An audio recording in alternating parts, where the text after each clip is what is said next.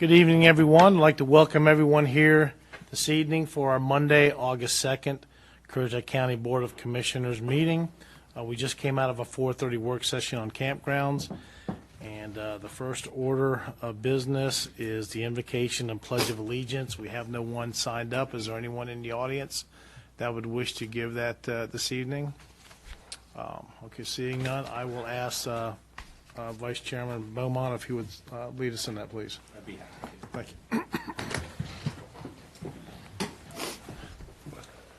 you. Heavenly Father, we thank you for this glorious day. Father, a day that we get to spend in our version of paradise, which is Currituck County. Lord, I ask that you would bless each and every member of this Board of Commissioners, that you would bless staff. Father, that you would give us, the commissioners, wisdom as we hear the issues that face our county this evening. Lord, I ask that you would bless us and give us wisdom, and in Jesus' name I ask. Amen. I pledge allegiance to the flag of the United States of America and to the republic for which it stands, one nation, under God, indivisible, with liberty and justice for all. Thank you, Commissioner Beaumont. The next item is the approval of agenda. Do we have any changes? And if not, can I get a motion for approval? Have a motion Second. And a second from Commissioner McCord. All in favor? Aye. All opposed? Okay, agenda passes. Thank you. The next item is our public comment. And this is a time for citizens to come before the board, speak whatever they want to talk about to this board, and we will sit and listen intently. And to all your concerns or comments, please be reminded you have 3 minutes. Just try to be fair to everyone, and you'll be indicated by, there's a light on the podium that would be flashing yellow to give you a warning. You got about 30 seconds to go, and then you'll be indicated by red that please get your thoughts wrapped up. And I only have one person signed up, and that is, looks like, Gary, I can't pronounce the last name on here. Is that person here? Okay, they must have been part of the work session, so seeing none, he's not there. I have nobody else signed up. Is there anyone who wishes to speak a public comment who did not sign up on the public comment sheet? Okay, seeing none, I'm going to go ahead and close the public comment and get into the commissioner's report. And this evening, I'm going to start off to my right with Commissioner Etheridge. Thank you, Mr. Chairman. Real short. The Moyock Shingle Landing Park is getting utilized quite a bit. Renee and I have gone out there walking the last few mornings at 7 o'clock in the morning, and people are out there walking. Kids are out there playing already. I would suggest we would put some type of marker to let people know how far it is around the walking path, because if their doctor prescribes them to walk so much, so they'll know exactly how they're walking. And also, we could put up like a bulletin board at the bathroom area where we could put public notice of meetings to let people know when meetings are going to take place. That's it. Thank you. Thank you, Commissioner Etheridge. Commissioner McCord. Yesterday I had the pleasure of going to Tractor Supply in Moyock. As growing up here pretty much my whole life, from a small child to my adult status of now, Tractor Supply in Currituck, I was very impressed. Great facilities, probably one of the nicest, and I know it's brand new, but it's probably one of the nicest Tractor Supplies I've ever been in. Just really excited, new businesses anywhere in the county. I think it was a good thing that we've done, and I'm glad they're here, so welcome them. Got a lot of exciting stuff coming up the month of August. We see our superintendent, Dr. Lutz, is here. Those yellow buses are going to start traveling on the road towards the end of the month. You already see them out a little bit for summer school, as well as you see them out for training some new bus drivers. I'm pretty sure they probably need bus drivers, so sign up if you got a CDL. Be safe on the roads. People, today's times, the amount of citations that we write, and Corporal Gilbert could attest in the back of the room on the weekends, and 70% of our calls in the dispatch are speed driven, careless and reckless, CNR, impaired possible driving or whatever. People, drive safe on the roads and don't speed, because you will get a ticket in this county. So Well, like I said, the public safety building is going to open in a couple weeks. One thing to note before that, which will be 2 weeks from today, Currituck County hosts, or not host, I guess we have now, the basic law enforcement training program will be here in our county. It's pretty awesome. I attended it 20 years ago in Elizabeth City. It's traditionally been in Elizabeth City or Dare County, and now the BLET program is in Currituck County. August 16th, that's the ribbon cutting, as well as that's the first day. I think they have 19 cadets signed up in the academy, which the last few years the numbers have been really, really low of how many have graduated. So hopefully we'll have some more for some future candidates to choose from. We can get a close view of the good ones, or as far as for hiring. So, but like I said, a lot of new stuff happening. Follow the county website as well as the county Facebook page. I'm not going to touch on it, but I know the county put out a press release to something that we got some negative publicity on. Do your research before you comment on social media. Not telling somebody that they have to do that, but it's probably wise. So, like I said, but thank the county manager as well as the staff. We have good staff here at the county that care about what we do and servicing the citizens. So that's the most important part, and that's why people do public service work, not for the money, but because they care. So that's it. Thank you, Commissioner Cord. Vice Chairman, Mr. Beaumont. So I'm the Division I Department of Transportation representative for Currituck County, and just to give the residents an update, there's a couple of projects that we had put in for consideration to be funded, specifically the turn lane on Tulls Creek, adding a turn lane, the dividing of the highway to help improve safety, and was there a third? The other one was the potential relocation of Water Lily Road. Right. Shore up Water Correct. Lily Road, one of the two. So those three projects are both on the list. I think we've already received basically our initial input that nothing on that list, and not just Currituck, but none of the other counties represented within Division I. There is zero expectation that any of those projects will be funded, at least this year. So we'll look forward to next year and hope that we can get some traction on those. The second thing is I want to briefly go over, there's some misunderstanding about how fire response works in general. And a lot of folks believe that, even in municipalities, that only one station responds in the event of a structure fire, for example. So we have agreements with all of the neighboring districts, and those are called mutual aid agreements, so that there's a structure fire in one district, multiple agencies will respond to that, many of them outside of that district. So specifically in Moyoc, for example, it would not be uncommon to see Moyoc's fire department show up, Crawford, Lower Currituck, as well as Chesapeake, Northwest. That's just the arrangement that fire departments nationwide have. Currituck County had the unfortunate experience of having simultaneous structure fires in the same district. There was a lot of criticism thrown out there that we need to have more fire stations to prevent what ultimately wound up with, a typical response.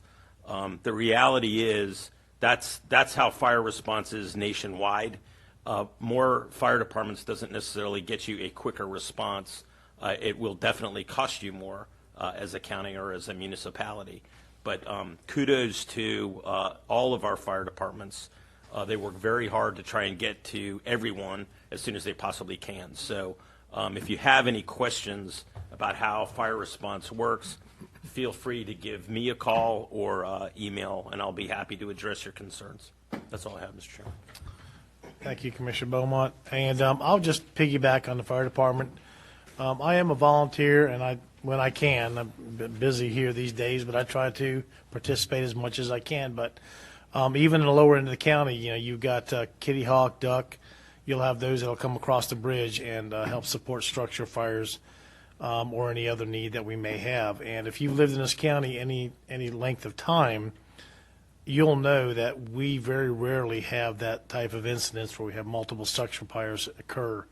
at that time, like it couldn't happen. But I think we responded in a very. The fire department did a great job with that.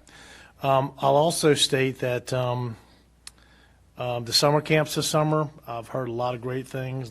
Talked to parents out there. I think this county has done a wonderful job with the sheriff's department, the different summer camps out there to give our kids something to do this summer. They've been bundled up so long that they had a great time this summer. And coming into the meeting this morning, I drove by the high school, and it was great to see the band outside there practicing outside, and they looked like they were having a great time, and I know they were excited to get to that norm. And one other thing that we've got going on this coming weekend is Currituck Kids. People know has been around a long time now.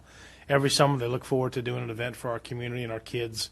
It's a free event that's put on to let the kids just have a great time with rides, stuff to do, prizes. The Y's involved this year.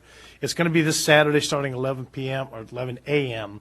at the YMCA. All sorts of activity. I believe the Sheriff's Department's going to be out there doing some stuff. And Yeah, we did. The National Night Out was for tomorrow. We had to postpone that just due to the weather. It's going to rain a lot tomorrow evening. so it's okay. So if you can come out this Saturday, like I said, it's free. It's something we do for our kids in Currituck and have a great time. I'll be out there helping out, and I look forward to seeing everybody out there. With that, that's all I have for now. I'll turn it over to Commissioner White. Thank you, Mr. Chairman. I don't have anything this evening. Okay, thank you. Nothing this evening, believe it or not. Okay, then we're going to go to Commissioner. And I just want to take this opportunity to thank all our first responders, our law enforcement, our firefighters, EMS, and 911 communications that do so much to make this county safe. I have had a lot of company in the month of July. It has been a whirlwind month for me, but without exception, everyone who visited commented on the county, how wonderful the county is, and that doesn't happen by accident. It really is a great group of first responders that make people safe, that help keep people accountable when they come down here on vacation and leave their brains at home. So I just want to thank them for making the county safe and keeping it one of the top 10 destinations for families. I also want to thank and commend Chandler Sawyer and our county staff for an incredible first 2 weekends at the Maritime Museum. Also had a lot of our company from parts here and there that came to visit and visited the Maritime Museum, and they all raved just at the state of the art, just how nice it was. It's a beautiful tribute to our rich history, and I just want to give them a shout out. Thank you. Thank you, Commissioner Jarvis. Next we have is our county manager's report. Thank you, Mr. Chairman. I'll be fairly brief. I just wanted to touch on a couple of things. More information will be coming out shortly, but Cooperative Extension is planning a celebration of Currituck County's agricultural heritage. Some information will be presented probably here in the next couple of weeks about that. We'll be rolling out. And also wanted to touch base on the fact that the airport is going to have an aviation day this fall. So it'll be there'll be some aircraft. They're also going to partner with one of the local car clubs, so there'll be some cars to check out. And kind of to give kudos to William Nelson, our airport manager. He, for the second month in a row, set a record for jet fuel sales. We sold 16,000 gallons of jet fuel last month, and that's pretty exceptional from just a general aviation airport. So he's done a really good job bringing traffic. And as I've discussed before, the last fiscal year, the airport actually, was in the black, which is, a great thing. So we're turning that into a real asset for the community. So I just wanted to give him some public appreciation for that. Thank you. Okay, thank you. Our next is our county attorney's report. Just 2 items tonight, Mr. Chairman. In May, I reported to you the process that the county goes through when we are executing contracts. The contract purchasing agents involved, my office is involved, county manager, the clerk to the board, who also must attest each contract. And so all those persons have touched in the last fiscal year 424 contracts that we drafted, processed, reviewed, and executed, and then each department manages those contracts. So it's quite an operation, and again, another representation of a county as a corporate entity. Secondly, this Friday, August 6th, will be the closing on the Tolls Creek school site property.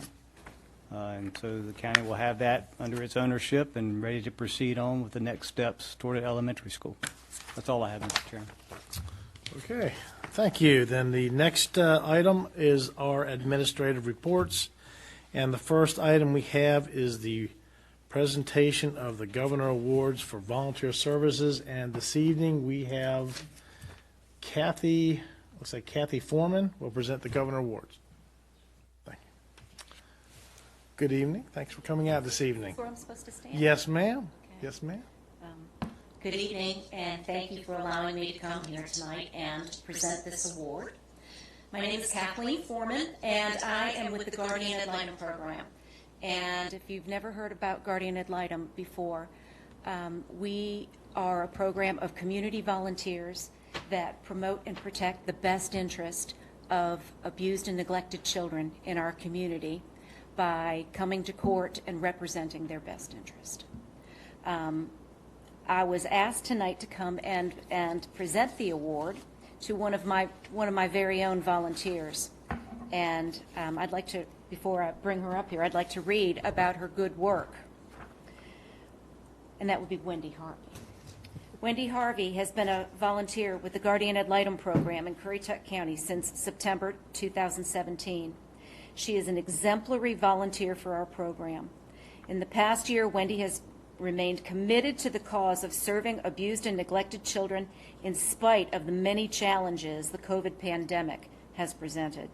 The 2 children she currently serves have special developmental needs. Specifically, she has gone above and beyond to monitor and investigate the living situation of her child clients. She readily speaks up and is a strong voice for the boys and their needs. Her investigations are always thorough and well-researched, and has provided valuable insight to the court system. She has participated in virtual visitations, meetings, and other online advocacy programs. Wendy has shared her insights with other Guardian Ad Litem volunteers in order to help them become stronger advocates. It is an honor and a privilege to work with Wendy Harvey, and we feel that she is very deserving of this award. Will you come up here, Wendy? I'd like to present to you the Governor's Award for Volunteer Service.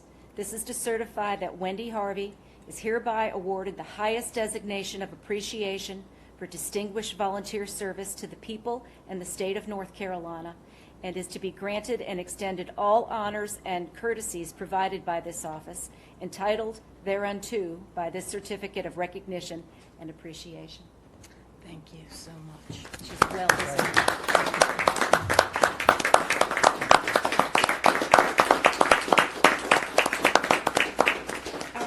Yes. Thank you so much for. Oops. That's okay. We can take one. Yeah, we can. Thank you. Thank you. Thank you for this opportunity. Okay. Let's see. Next, we have a departmental update from our Emergency Management Director, Mary Naines.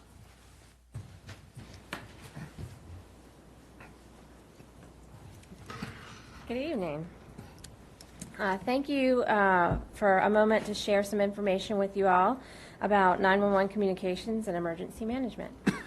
For those of you that regularly interact with communications, or if you've had to call 911, you know we have the team of the best telecommunicators around. We have taken over 32,000 telephone calls in the first 6 months of this year. That, along with thousands and thousands of dispatches to the needed responders and resources. Our small department is currently staffing 12 individuals who make a huge impact on the lives of citizens and visitors 24/7. They've literally saved lives, giving instruction for CPR, first aid, and even delivering babies. They've talked to people on the verge of suicide until help could get to them. They gather information to put together a vital picture of the event for the incoming responders, and so much more. They are constantly training and reviewing their calls to sharpen their skills. Currituck County is fortunate to have each and every one of these dedicated people. As for emergency management, we are well into our 2021 hurricane season, with just a brush from Tropical Depression Claudette and Tropical Storm Elsa. We'll see what the remainder of the year holds. It is predicted to have 13 to 20 named storms, 6 to 10 hurricanes, and 3 to 5 major hurricanes. More recently, we've had some powerful summer storms that moved through our county. They have not been tropical. The storm from yesterday produced some damage in Corolla, if you haven't heard. Wakefield weather staff came down today to investigate, and the preliminary survey suggests that we had a possible EF1. It went through, briefly touched down on the west side of Hunt Club Drive from Herring Gull Court to Trumpeter Swan Court. Then a possible straight line winds incident happened between Magnolia Way and Meadow Lane. So fortunately, nobody was hurt during this, but there was some downed trees for sure. The Delta variant of the COVID-19 has set us back a bit. About a month ago, Currituck County cases were about 0. And now in the past 7 days, we've had 40 new cases. I strongly suggest that people who get the vaccine, if they haven't done so, and as a reminder, the vaccine is not a guarantee you won't get COVID, but it will make it much less severe if you have that vaccine. When we're not responding to weather in a pandemic, emergency management has coordinated with other departments, North Carolina Emergency Management, and the community to successfully set up flood gauges, as you know. You can monitor these gauges at fiman.nc.gov. That's FIMAN.nc.gov. We've also successfully launched the Safe Corolla website, safecorolla.com, to find the latest beach information, including weather stations that are being installed. Safe Corolla started as a Currituck Alert specific topic for people to opt into to receive text messages about the beach. Stephen, the Deputy Emergency Management Coordinator, took it a step further by developing the site full of relevant information about the beach. If anyone has any emergency management related questions, please email us at emstaff@currituckcounty.gov. Thank you. Thank you. Ms. Nunes, any questions? Yeah, real quick. I'm sorry. I'd like to make one comment. In the past, I have called 911 for brother-in-law next door, and they are some of the nicest people. When you're excited, they calm you down, and we're blessed with the caliber of people that you have working for us. Yes, ma'am. Thank you so much. I was talking with Chief Shortway last week, and are you coordinating at all with?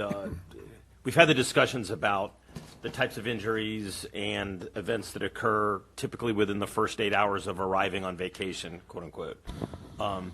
Some of it, and in talking to other individuals in Corolla, the number or the frequency of the calls don't really decrease during turnover days, but the severity is what Chief Shortway was saying. The severity of the calls, that's where we get our drownings. That's where we've had the child that was killed in the elevator, for example.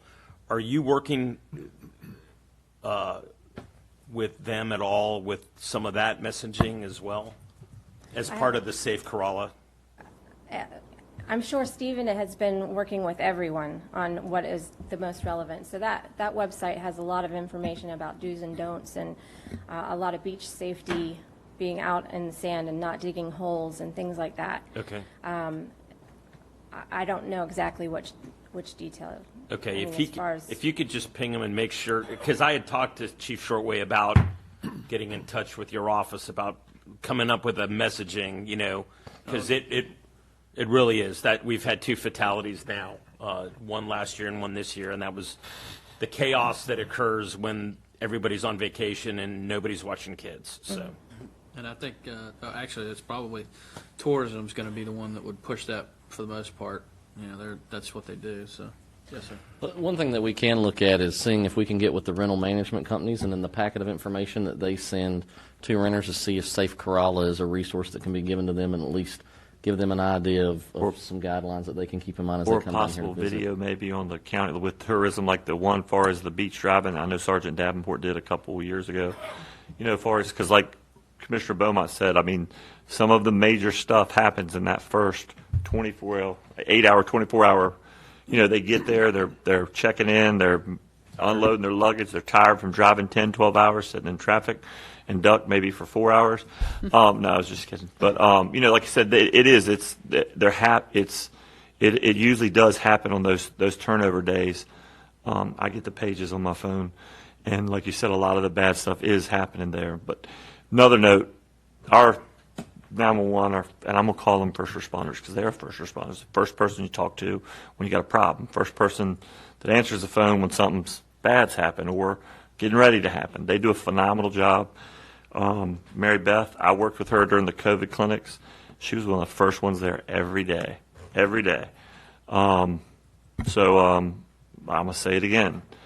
People like to complain, but our county staff does a great job. Emergency management, awesome. Dispatch, awesome. If you don't like it, there's houses for sale all over the United States, but our county does a good job, our staff. I know I've said that before, and like I said, I just want to give kudos. Mary Beth is a very hard worker. During all those COVID clinics, some of the coldest weather, the rainiest, she was there, the raincoat. You might not know who she was, but she was out there. And like I said, the county's fortunate to have you and your staff. Y'all do a great job. So thank you for what you do. Just course. real quickly. Oh, Go ahead. Is this also on the app that tourism has developed, the Safe Corolla? I'm not sure. That would be another way to connect our, especially our younger visitors that are, really into their tech, is to make sure that that's part of that Corolla app. We are putting some signs out to advertise the Safe Corolla, so people can still opt in on their phone and look at the website. We've put some stickers down on the pavement. Well, we're getting ready to, so we're waiting for them to come in. So, thank you. Of course, anything I say about communications is totally biased. You have to say something too. But if people could see how they work as a team, call comes in, they say, what is the address of your emergency? If the other communicator is not working a call, they're already listening and dispatching the call while the one that took the call is trying to get the person to calm down and get the information from them that is critical to getting fire, EMS, and law enforcement to the right place. Because if they don't get it right, it can be a delay, and delays is what really hurts people. It's quite a delicate dance, and it is something to watch them all work together. I'm constantly amazed when I see them do it. Me too. The teamwork that they do. I mean, like I said, I'll say it again. They are first responders. They get that first phone call, and they do a great job. Mm-hmm. And like I said, it's leadership as well as yourself and Liz Hodges and her. I mean, like I said, y'all have good people. And I know we got a training personnel in there, so we're going to just get better. So. Mm-hmm. And I will say one last thing. The thing that makes their job, I think, difficult is they never learn what happened to the individual that they're dealing with. Right. Yeah. Finding There's always not a hearing question. The end of the story is always bothersome. Yeah. Any further comments or questions? If not, thank you very much for coming this evening. Thank you very much. that. I appreciate Thank you, the thank time. you. Okay, the next item is old business. And the first item under old business is consideration and action on an ordinance of the Currituck County Board of Commissioners amending Chapter 2, Article 3, Division 10, Historic Preservation Commission of the Currituck County Code of Ordinances to conform with Chapter 160D of the General Statutes of North Carolina and to make technical corrections, and it has the county manager, or is it going to be the county attorney? I'll present that to you, Mr. Chairman. Thank you. This matter is before the board for a second reading. At your last meeting, you adopted at its first reading this ordinance with some modification, which appears in this second reading of the ordinance. First of all, I would just note that the ordinance has, again, some technical amendments or modifications. I think there are probably what would be deemed to be two substantive changes, and I would refer the board, first of all, to packet page 37, line 38, where there's an amendment that would provide that rather than an appeal from a decision of the Historic Preservation Commission going to the County Board of Adjustment, it would instead proceed directly to the Superior Court of Currituck County.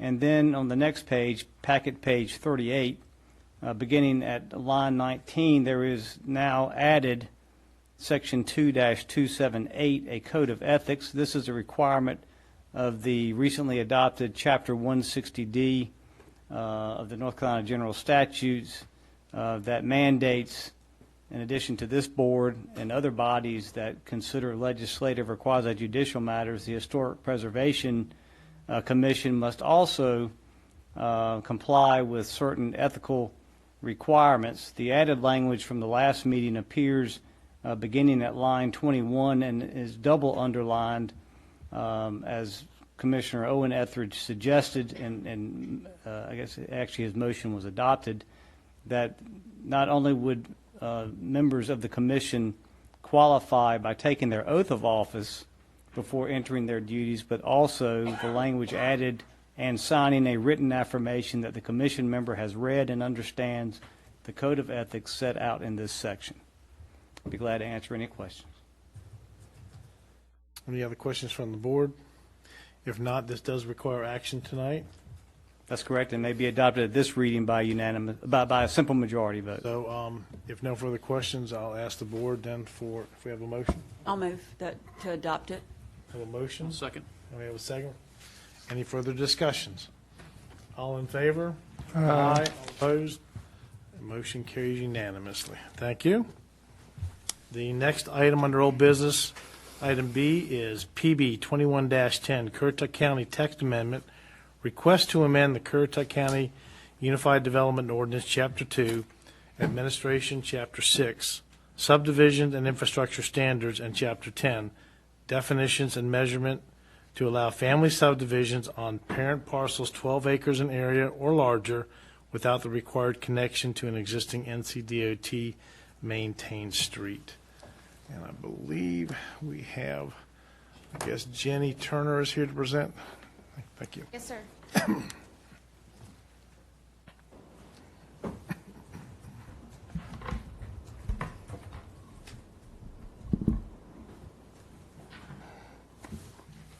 Thank you, Mr. Chairman. Good evening. This is back before you.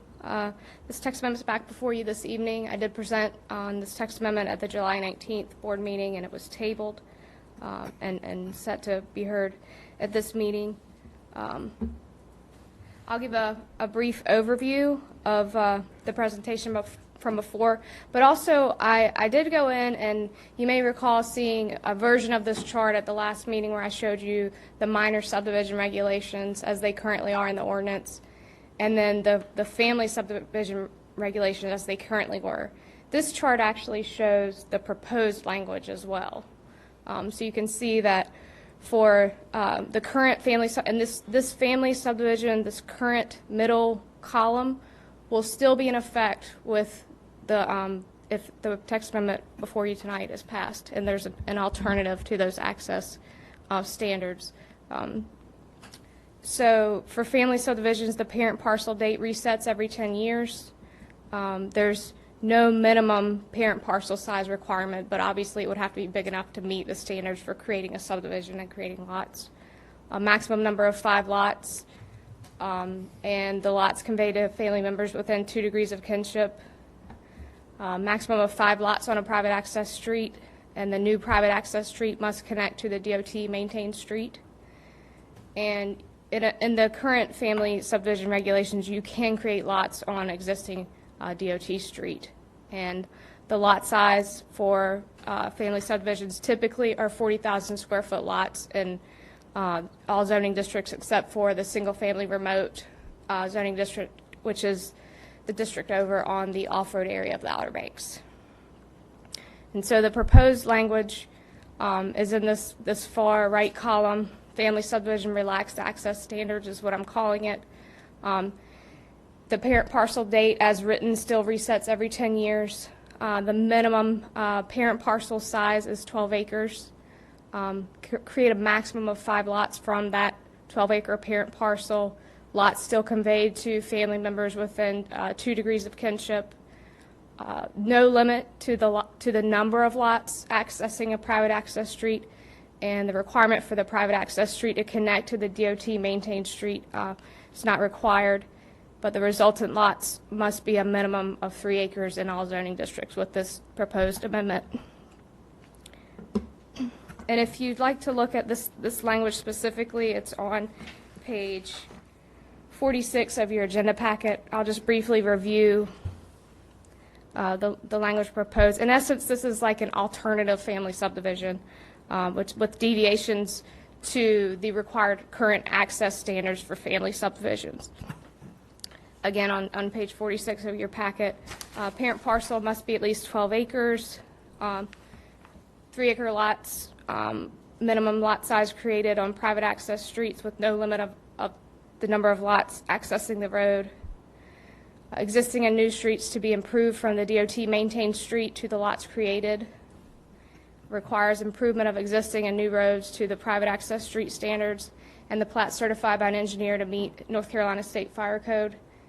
Requires owners of existing private streets to consent to the application.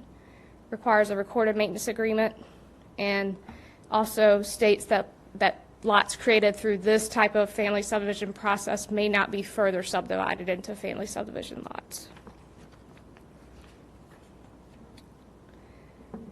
And staff does recommend approval of the language as presented.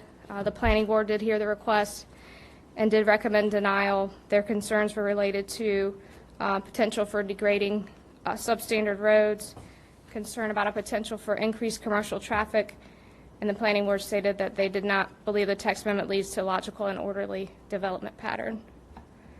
Again, I did present on this at the last Board of Commissioners meeting, and there was discussion, so I'd be happy to answer any questions you have about the amendment.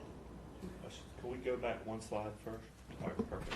Okay, we're going to use this as a scenario. I own, say, 10 acres, and then I buy we'll just say 5 acres beside me. So then I would have enough if I adjoin those parcels. Would I qualify, and I asked this last time, but I just want to make sure, would I qualify to adjoin those parcels as if I wanted to divide that to just say 3 5-acre properties for my family based on that? If you have 10 just acres say and I own 10 acres you buy and I buy 5 the- acres, in other words, that you're trying to adjoins get over the 12-acre minimum for this particular provision. Yeah, I mean, or just say I buy 2 acres and I have 12 acres and I own the properties and I join them as one parcel, which, I mean, I can do that, correct? I believe so. You can combine. Yeah. Okay, I just was making sure, because like I said, I've had a couple phone calls about that, so I'm just making sure on that, where somebody had that scenario. That was one, so that answered that one. And the second one, can we go back to that? Yeah, I was just My bad. looking here at the Where it reset says dates. requires owner or owners of existing private streets to consent to family subdivision application. Is that a requirement, or is that, I mean, what we're, That's in the That's staff language. proposed Yeah. requirement. Okay, Proposed all right. language. That's it. Jenny, that last one, it says lots shall not be further divided into family subdivision lots. That's not talking about the 10-year reset, though, or that's not talking about a 10-year reset, right? It's not. It's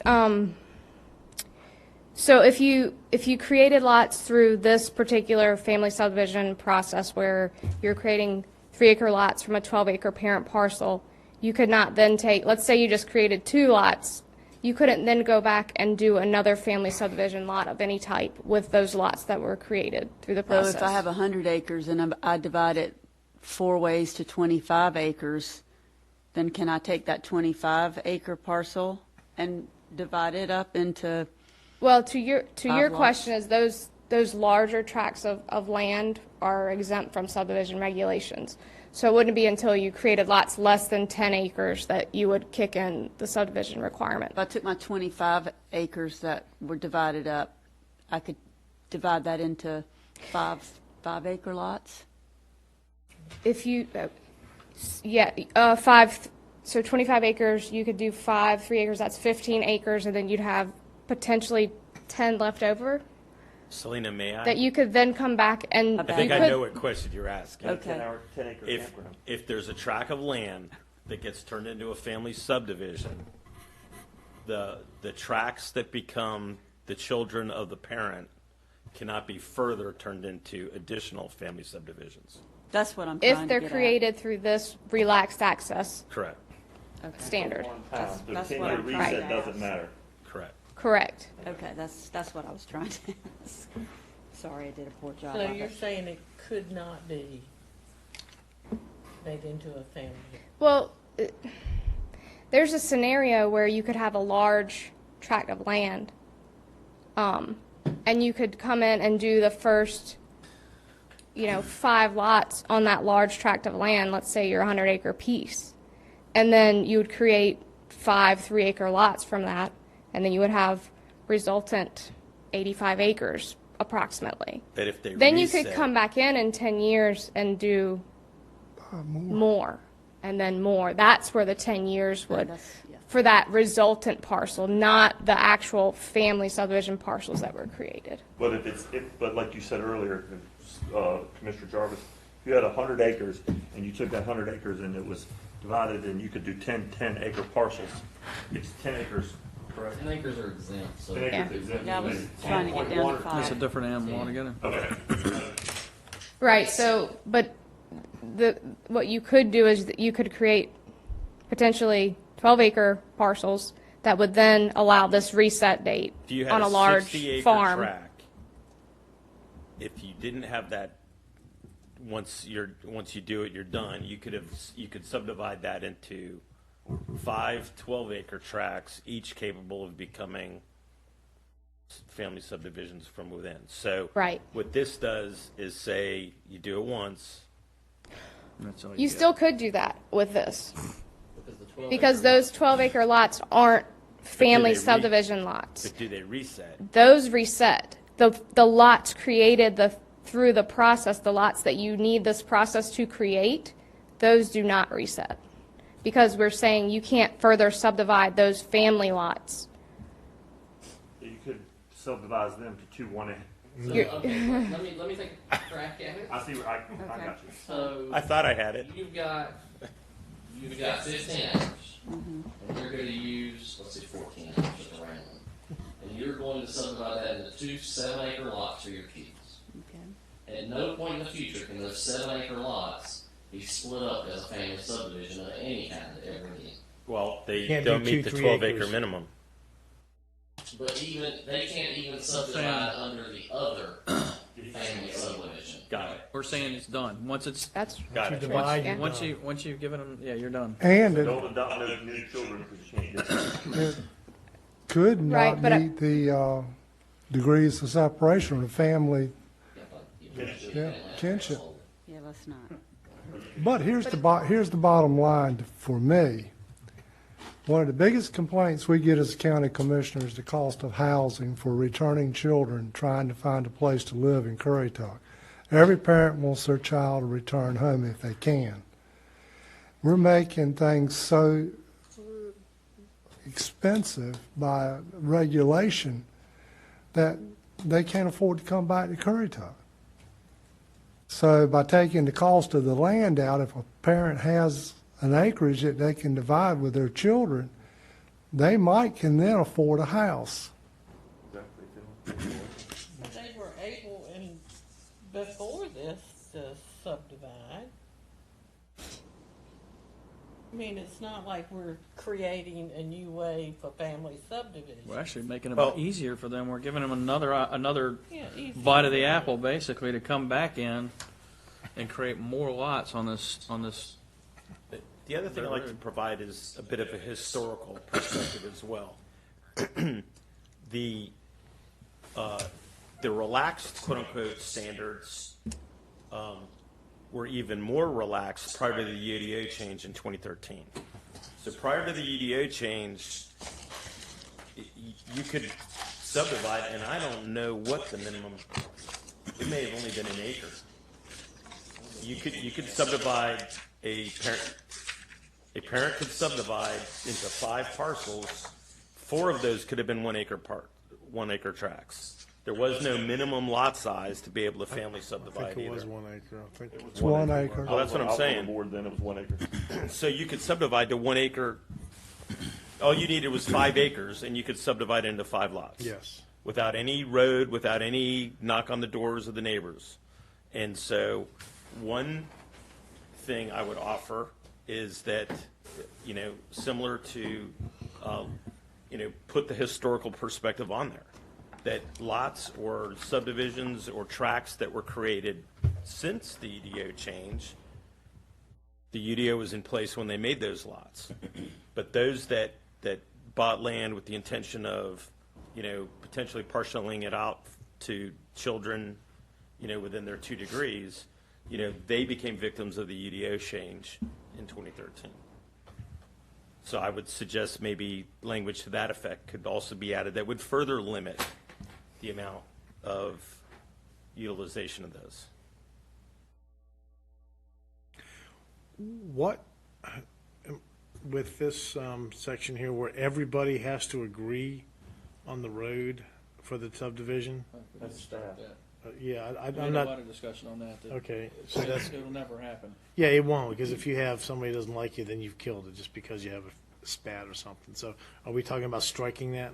Yes. You can't walk on Okay. the Maybe not all of it, because as I mentioned previously, my stepfather, I know what it is when somebody moves and develops and won't help you with the road.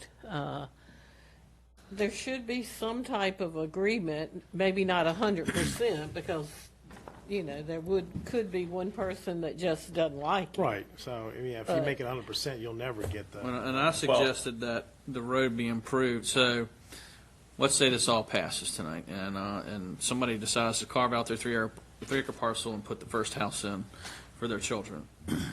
Before they get their CO, they have to bring the existing road back up. So after all the construction's happened, the trucks have moved up and down, or whoever's there. So the road gets reset basically when the new home goes in, where before it may not have been maintained ever. There's plenty of instances of that going around the county as a rather than getting permission, but you got to fix the road basically. You got to restore the road. And that mechanism has always been in place. Our family we work hard to keep the road up, and it was not always easy to get neighbors to participate in that historically. And the way we understood the ordinance to read at the time was if it's such a point that road is deemed to be unsatisfactory, that it literally could be, completely improved, all the material put down, whatever it took, and then each neighbor could be taken to court to come up with their fair share of improving the road.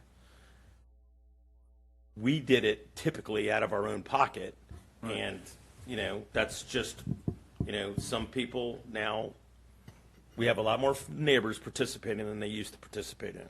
But that's just, the road's got to be maintained, and, so let's say I live at the end of the road and I'm going to add on another 20,000 square feet to my existing home. I've already lived down there, and I got construction, dump trucks. I got, for a year and a half or so, people coming in and out, hauling stuff. With your scenario, Right, there's no not just remedy. just not new lots, but any time. I Right.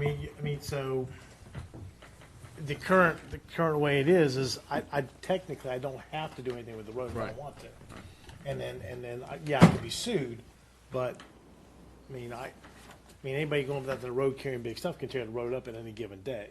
True. So, But you're intensifying the use of the road. you are with another. And that's another kind of device, the so- point is, you kind of reset the road now with that. You've contributed And then- as and then a that- new owner on the that road. You group, contributed, and then at right? that And point, now it you're takes a over. contributor going forward. Okay. Ostensibly, if everybody Okay. gets How are we along gonna reasonably. enforce that? You can on a private road. You can. Why would we require it?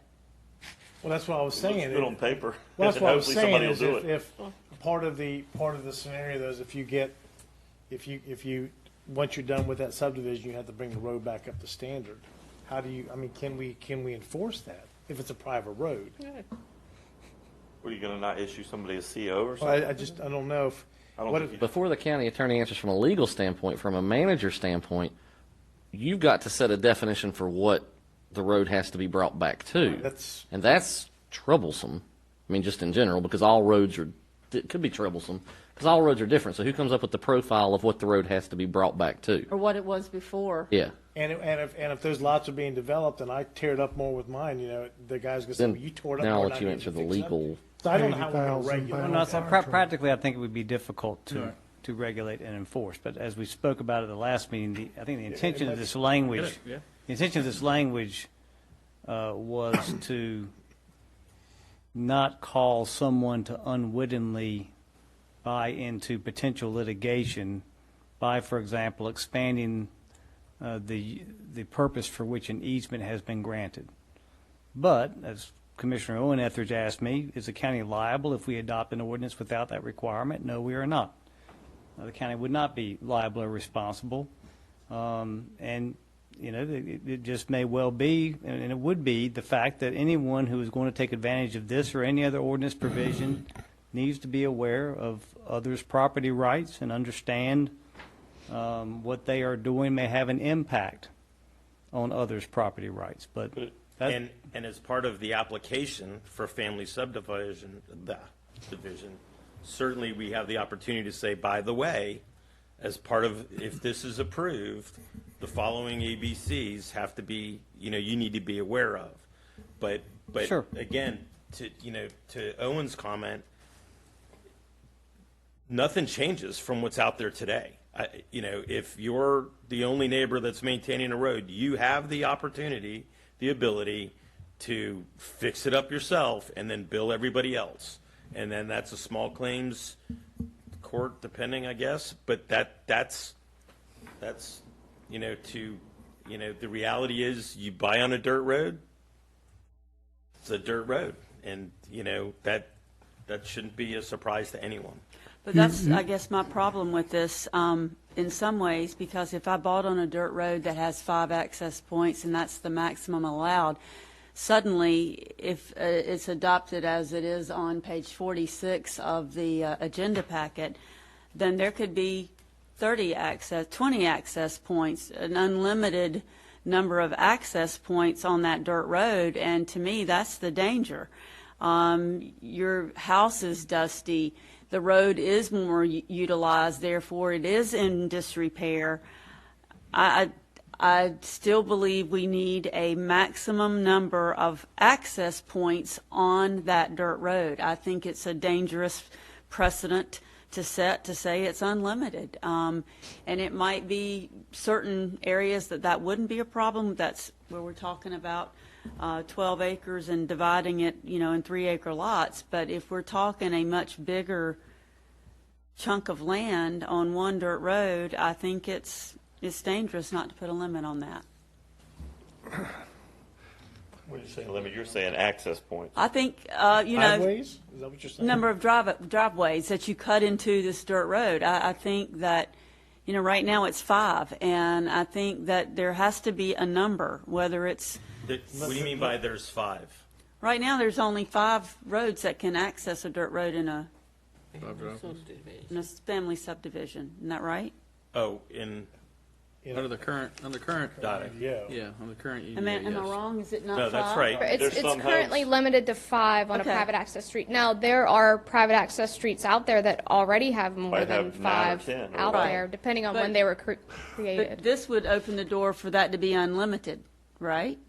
Yes. Possibly, yes. I have a I mean, problem. But there with is a that. way to police it. I don't either. Yeah, I don't have a problem if we limit it. I mean- because you don't want 100 accesses on it. You could put in there that it must be annually inspected by the fire department or EMS to support a fire truck. And have it written into where they would all have to agree that if the fire department says, yeah, you need to do something about the road, everybody chips in and contributes. Commissioner Beaumont could attest when we had a fire, that transformer exploded at the solar farm. The road's drivable. I didn't drive an SUV at the time for the sheriff's department, and I drove a car in there, and I barely made it out of there. And you were in your truck. So I mean, like I said, that was a dirt road. I mean, it's a commercial, but that road was not drivable at all. Could you To say, Commissioner, I'm sorry, to Commissioner Jarvis's point, I think it would be prudent to set a cap. could we do like 5 per 3-acre parcel? No more than 5 access points? Is that too many, or is that? Well, I mean, I'm just thinking about the people that bought on that road that had 5. I think that there's a certain expectation when they bought in that particular area as to what that road, how that road was going to be utilized. So I think that to put an unlimited number of access points is unfair, as well as, certainly going to make the road become even a bigger problem. So I think you could do, when I know the word access point probably isn't the right word, and Ike can chime in with a better terminology, but if you have a driveway, maybe I should just use driveway. Okay, driveway. If you have a driveway for every new parcel, now you suddenly maybe have 10 driveways. So why not have one long driveway that has driveways coming into it? See, now driveway doesn't sound I would right. suggest lots. Road. Okay. I would suggest using lots as number of accesses. How many access points per lot? Like for every 3-acre lot, no more than 2 or 3 access points, or so. I don't know. Or You just could make it the lot for would every be. family subdivision under the relaxed standards gets 1 access point. Okay. Oh, and then once you get into, then you can. Oh, I feel You're what on you're your own saying. Yeah. internal Well, road. that You're on your that own would work. You internal. can call Yeah. it Beaumont Lane and have 10 driveways on Beaumont, 5 driveways. I see what you're Right. getting. Access to the main, to that private road. Yeah, you could have one into that. There you go. You own the land. Is you it could the do a access parallel point or is road it the going use back. of the road? I guess I'm. Well, how many people are coming into the road? I mean, if you. That doesn't change by volume. Yeah, but in the county on a dirt road, you can have one bad kid that can do a lot of damage on a road and have 3 people. Just saying.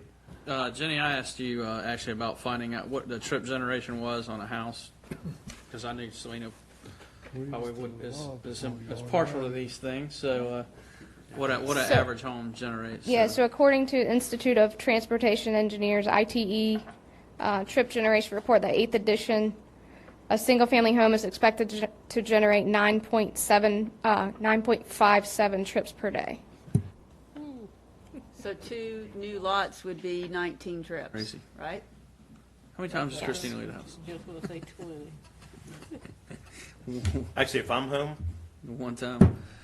she comes back. And that's worst case scenario on an average, you're saying, right? After you hit 10, you have to park at the end of the road and walk to your house. Right. And we'll enforce that. What a mess. Yeah. Okay, so The little if garage we had 1 golf access course point and- for every family subdivision, They're still With a using max- the main road. The main road's still getting used, but I do, but the bigger thing seems to be the number, or the infinite number potentially of people accessing this road that is designed for a small amount of traffic. So if we said in the relaxed standards, the parent parcel can't be subdivided no more than 5 lots can be created out of that, and then the private access, in total, no more than 10 can access the family subdivision.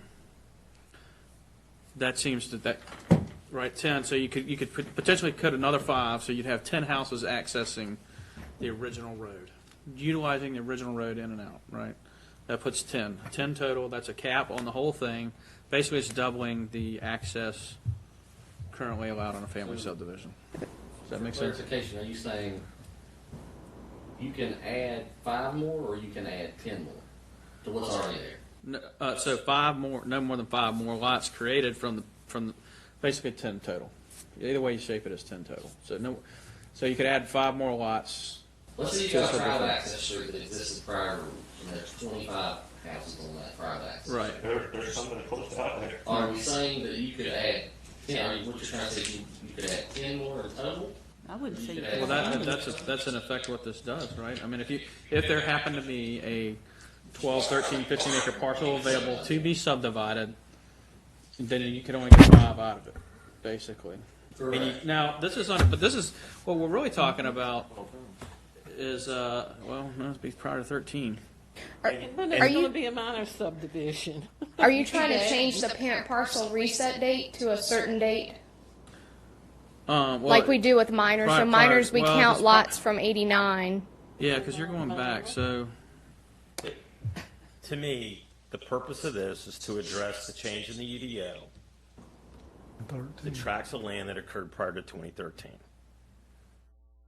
So tracts of land that were eligible to be turned into a family subdivision prior to the UDO changes, none of these restrictions existed. You could have a 1 acre, you could subdivide into 1 acre parcels.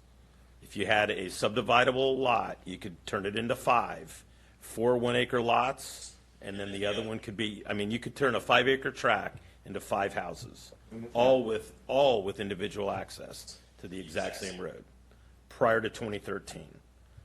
What this, looking at the relaxed standards relative to that, number one, this starts off by reducing. You had to be in existence prior to 2013. You had to have a minimum or have to have a minimum of 12 acres and a 3 acre minimum lot size. So in the example that I just gave, instead of a 5 acre tract turning into 5 1 acre homes, they don't even qualify under these restrictions that are up here right now. Right. They would qualify if you had Sorry, DOT access, or if they met the current access standards. Right. I don't think. What you're suggesting, I don't believe, think the is board is talking about the existing family subdivisions at all. This is the relaxed standards, I think, that primarily we're looking at. And the reason after 2013 it had to be changed is because people were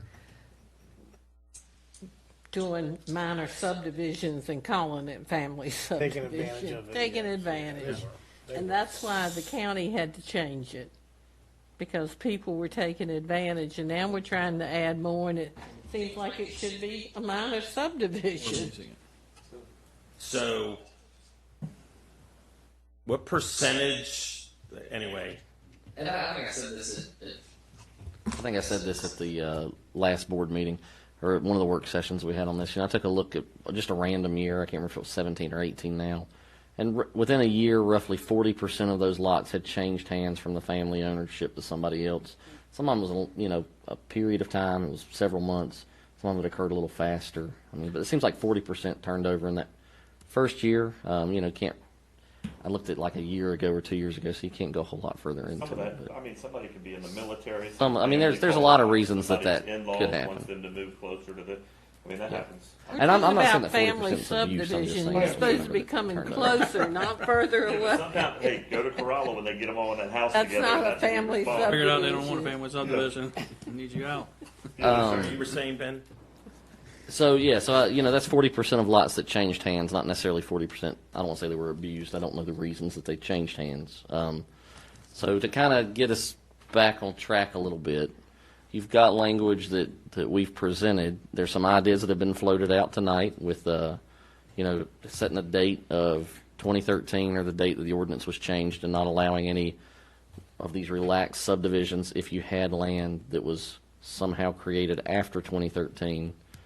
The one thing I've heard is that 12 acres an area doesn't seem to be a sticking point if somebody is interested in adopting this ordinance, and that the 3 acre minimum lot size doesn't seem to be an issue if people are interested in adopting the ordinance. Just a volume issue. So what's the cutoff?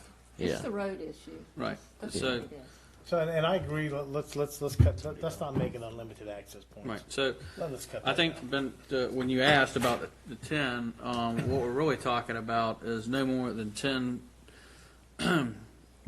lots may be created in total and accessing basically a family subdivision street. and I don't know how to word that for the existing, like in your scenario where we have a dirt road or a unimproved road, basically, or that has all these lots on it, and maybe it has 25 acres buried in the back that they can create an easement to get to. I think that's where the secondary tie-in comes in, right? They would create a road. Yeah. I think there's two ways to look at it. You can say that on a private access road, we want no more than X number of lots in total, or you can say we do not want to add any more than X number in the future. And so you could just set a number for the future. Say, okay, if it's got 25, we don't want it to add more than 10 more. Or you could say that we don't want it to have more than 30 lots on any given road. But it's really up to the board and how you would want to look at that. And what the increased traffic you think would be reasonable, recognizing that maybe parcels existed prior to 2013 that had this option, now they don't. And it's trying to find that balance, which is the difficult part of being elected officials, I think. Right. But like Ms. Jarvis said, when people buy a house with the expectation that this is what the road's going to be like and how many people are going to be on this road, and then all of a sudden in the middle of the game we change it, and it's...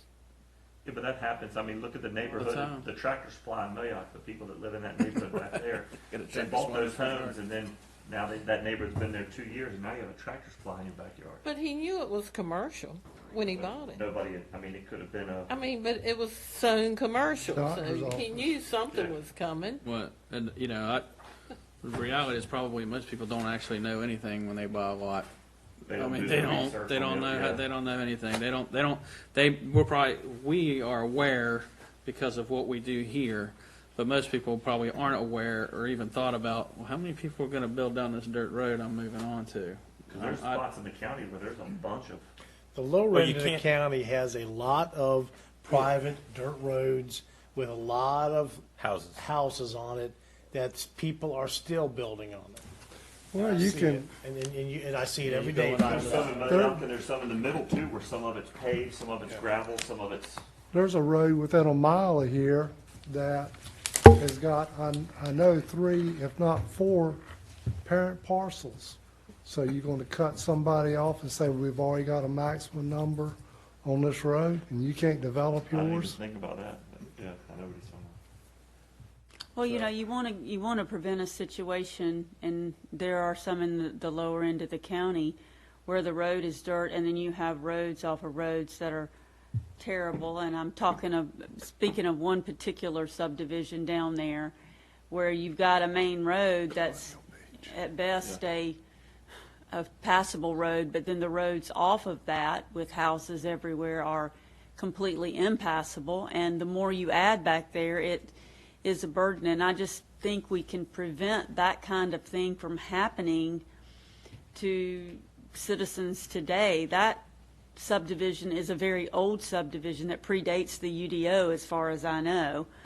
And I think we have to look forward and see what potential problems this could create, because we don't want to be the board that creates another headache like that particular Well, subdivision. that particular subdivision, you can't even get a fire apparatus down there. Exactly. I know you know which one I'm talking about. But what we just stated too, though, is if you do that, we have to get the fire department to go down there to make sure the road's accessible for the apparatus, so they got to do those improvements. I thought somebody mentioned that in a comment.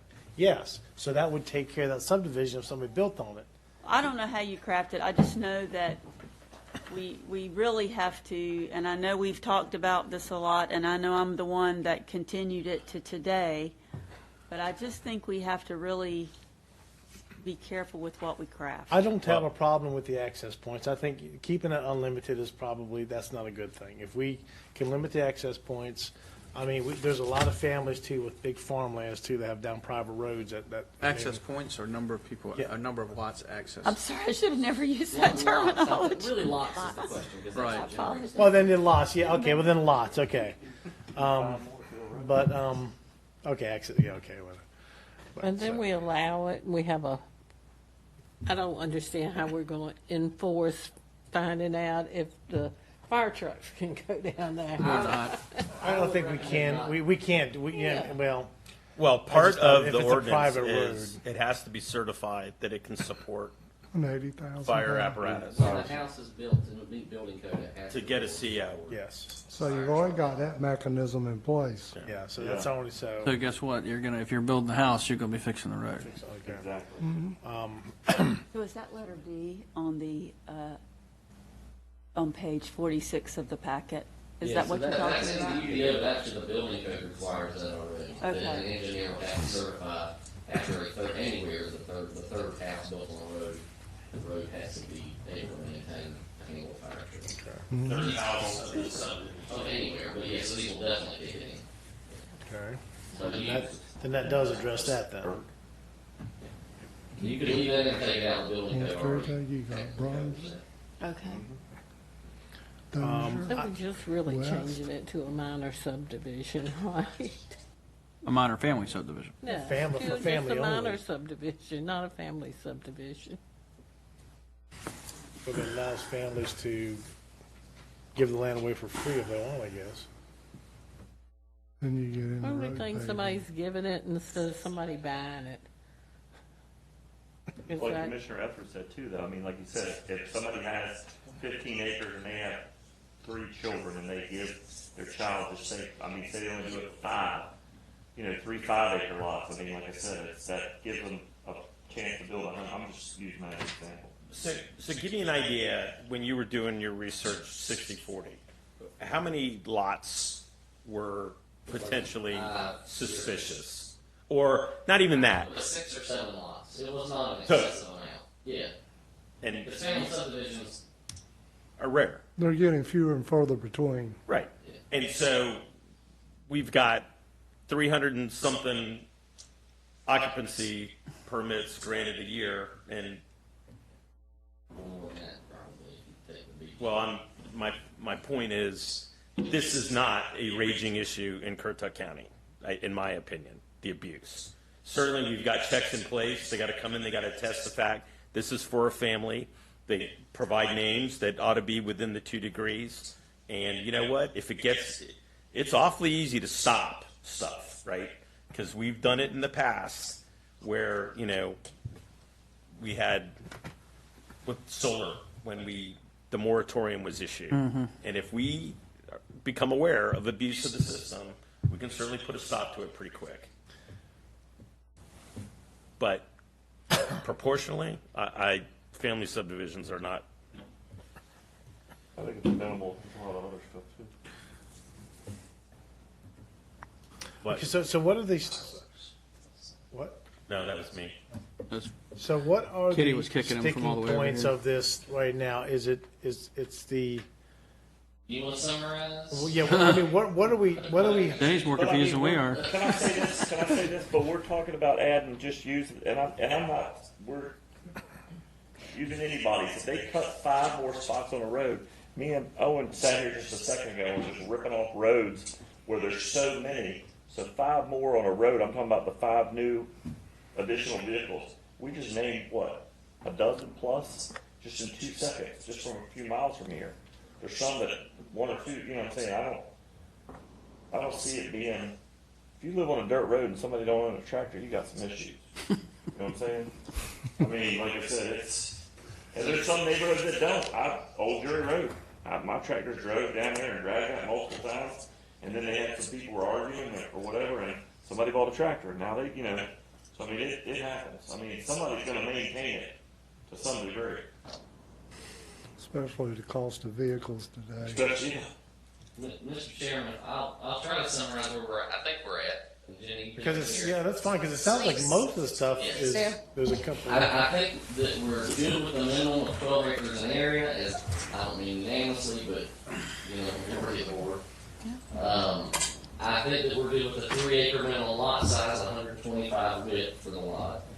It sounds like the board is interested in saying that no more than 5 lots can be created on a parcel prior to January 2013, and so if after that, you could not use these relaxed standards. Okay? So the parent parcel date will become January 1st, 2013, is that correct? Yes, that's Okay. the UDO adopter, the Yes. enactment date. The board majority wanted to strike the thing about consent of the family subdivision application. Yep. If the owners of the road aren't consenting. As the manager, I would tell you that I would also strike the agreement specifying ownership and responsibility, because you can't get one, they kind of go hand in hand. Yep. It's a private road, I mean. So then, that means that there's still a question about the existing and new streets shall be improved in accordance with that one section that says it has to be ABC stone. So that section hasn't been discussed yet. The fire code section, we can leave in or take out, building code already requires it. And We're striking. Does the- it require the an maximum- engineer certification? Bill, I think Bill's not here. I think that's what he said just prior to asking. He said he would require, as a chief building inspector, an engineer certification. I thought we were going to strike the unlimited access points. Well, then that's saying there's 2 points. One is, what do you want to cap the access points at? And then 2, what do you want to do about the standard the street has to be brought to, which is in here right now, which does require a gravel road. And so that's a conversation that we need to talk through. So, good. No, I was just going to say, access points, well, if you want to call access points roads, or if you want to call lots, whatever, Lot okay. cuts. Cut-ins, cut-ins, or whatever you want to call them. Yeah, except- I mean, yeah, strike the unlimited cut-ins, or whatever you want to call those things. You got a limit. Yeah, huh?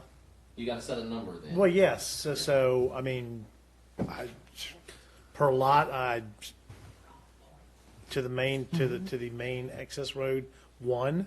Well, 1 per lot, but then how many lots do you want to allow on a private access street? I think becomes the next. That's the bigger question. That's going to limit the number of access points, right? So that's what I was saying. If you're basically doubling at 10, you're basically doubling what is currently allowed. The initial 5, you get a typical family subdivision. The additional 5 fall into the relaxed standards for a maximum of 10 lots allowed on a So family you're subdivision. saying that if you use the relaxed limits, you could do 1 relaxed limit family subdivision per private access street. So you could add 5 more. Whether there's 5 there currently, whether there's 10 there currently. That gives you a total of 10 lots down this road. If it meets the current standard. And then But the problem with that is, and I'll go back to 2013, there right now, you could be over that number before you even start off. Well, what I'm saying is, I think you're saying you add 5. So in A other total words, of 5. You add a total of 5. So, Combined That's the total. max. well, no combined total, because you can have 25 houses already on the street. Well, so, and then that brings into another question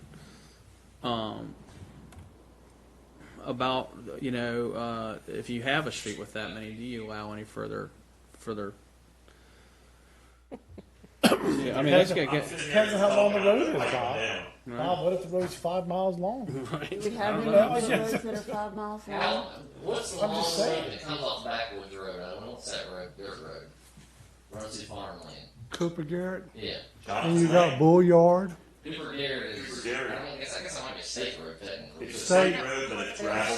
Yeah, it's not It's state. No, it's not even gravel. State road, yeah. But my question is, do we have any private access roads that are, say, more than 2 miles long? Yes. Okay, where? Currituck Road, Where? North Currituck Road. All right, and that's a private access road, that's not a state road? It's part of it's state road, and then it turns some of it into private. Okay, so Which how is long more is than the private- Beyond it, I want to But- say it's- Does the UDO still have a limitation of 1,000 feet? Okay. The road can only be 1,000 feet. We need a little bit That a more private work access on street that. can only be 1,000 Yeah. feet? Ron Point's a dirt road, right up the road from here. It's not a state road? None of it? And there's some beautiful homes on the water.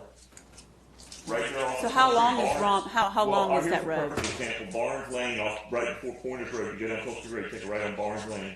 Some of it's paved, some of it's dirt, some of it's crushed and run, and there's But how much of it is a private access road? The whole whole thing. road. The whole road's Yeah, a the whole private road's like access? a horseshoe, and it's probably 2 miles. What's the difference? 2.5? I wrote down 11. Private access road? It's not a state road, or it's not yet. None of the roads going back to those houses are state roads. I just sit there, I wrote 11 roads down. Isn't it Not a even- development? But it's not necessarily the number of roads, but it's how Individual long the lots. road Individual is. I mean, But I think yeah, they came I out of don't a know. parent I don't know tract. how you They solve it. did come out of parent tracks. We could ask our guest Workshop on department it and go over what to come up with, private- I mean, I have a list of, there's around 300, I think, private access streets, maybe a little more. And I did actually ask for the length of streets from him, but I don't have it yet. That's So good to what was the know. longest road name I think a couple that were over 2 miles. Well, no, Ron Point's not that long, but there's some, I mean, a bunch, off of Barnes Lane, off of Toll Street, it's a horseshoe, Barnes is the name of the road? and that's, Fletcher Humphrey's house is back there, just over. There is a Barnes road that has a state yet, but there's a Barnes road in Currituck County as well. Okay, so, and it's more than 2 miles long? It's a horseshoe, yeah, I mean, you've got 2 entrances to it, they can come in, and it's probably 2 1/4, maybe, it's over 2, And there's, might even be 3 up there. there's like 9 or 10 10 homes, homes, 10 homes, okay. maybe. Well, 10 is a good number. What? So with that tract of land, if somebody has where, and I, just using this for an example, that a couple of those people could do family subdivisions on them, and you've got 5 more and 5 more added to that road, technically that could happen. They would have the acreage. Add off of, Yeah, but I'm saying just, They've got the acreage. they have an acre, yeah. But, I mean, like I said, North Currituck Road, where it's a state road, and then it cuts off, and there's a little sign that says, NCDOT State Road. How many homes is that there? they're probably taken care of better than DOT roads. They will be going forward. Okay, so the other challenge is, to address part of what Owen said was, using that road for example. Potentially you have 2 other people that want to do the same thing, and there's no ability to create a family subdivision within, assuming that they were 2013. They've all been there forever. Not forever, but for a while. But the remedy still exists, to me, that's always been there. If your neighborhood won't take care of the roads, you can take them. Well, the part of North Currituck Road, that's all been since 2013. And one of the guys that built some of those homes, he lives on that road. And that's maintained and like Miss Kitty said, she was right. On Dozier Road, when that sign says no longer, it's, to be honest, it's probably, if not better, the same from that past where people are out there with their tractors maintaining it. And there's not a whole lot of people that have over 5 children or grandchildren who want to come back to Currituck County, except for Commissioner Beaumont might have 20,000 kids. I think that's probably a little over-exaggerated, Not by much. but not by much. But there's some families in the south But- that have a lot of. I mean, if you're adding 5, if you're adding 5, and it's, I'm a property rights guy, if you're adding 5, like some of the roads, and I'll use, he's sitting in the crowd, Billy Ryan Lane. If it weren't for that gentleman that lives there and wants to do that with his, that road's gonna be better, I can guarantee you that.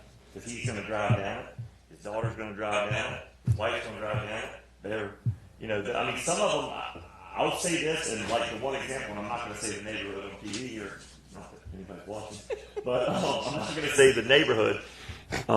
I've served civil papers there and had to dig a patrol car out with a shovel that I borrowed out of somebody's yard. That one is unique, and that one was a fiasco. Well, and if we don't craft this carefully, we could have more fiascos, is the way I read. Well, that's what I'm saying. If you're adding whatever, if there's 7 homes on that lot, that property, and you're adding only 5 more lots, so they could, whatever's added, if it's 7 to 12, that kind of. I can tell you, I lived on a state-maintained dirt road, and I graded it 100 times more than the state ever graded Be it. 1,000. Okay, so where, It I mean, was- are we getting, So there sounds like there's two spots that we have to, Really build the road. how many lots can access a private access street, okay.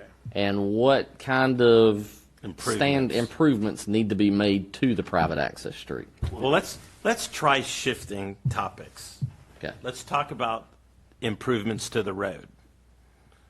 So I think that, to Bob's point earlier, resetting the road is a good idea, right? Because while, you know, and ironically, Can we do that on your Oh, CO? yes, you can, but most of the abuse that occurs where we're at is The a building lot of the process. farming trucks and tractors that are up and down the road. So I think that you could do, the road has to be improved.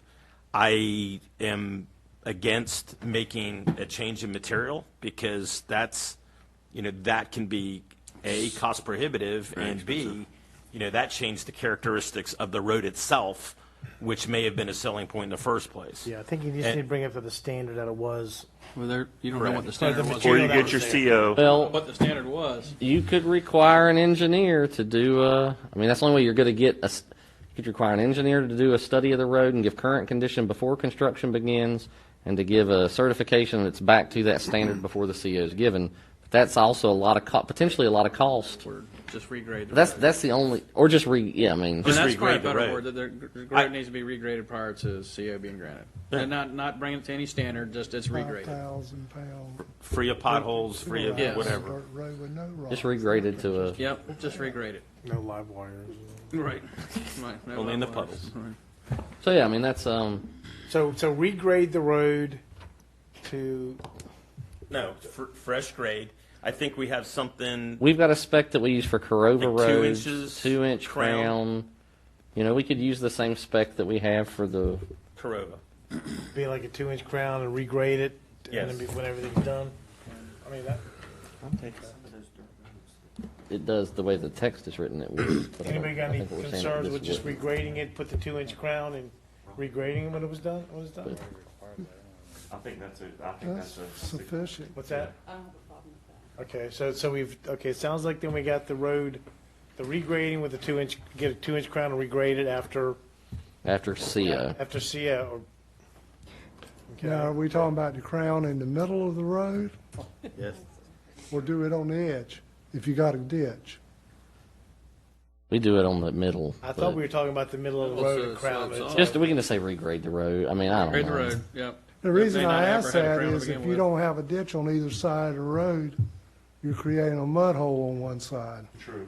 I mean, like you said, proper regrading of the road. I don't know how the terminology. Just regrade it.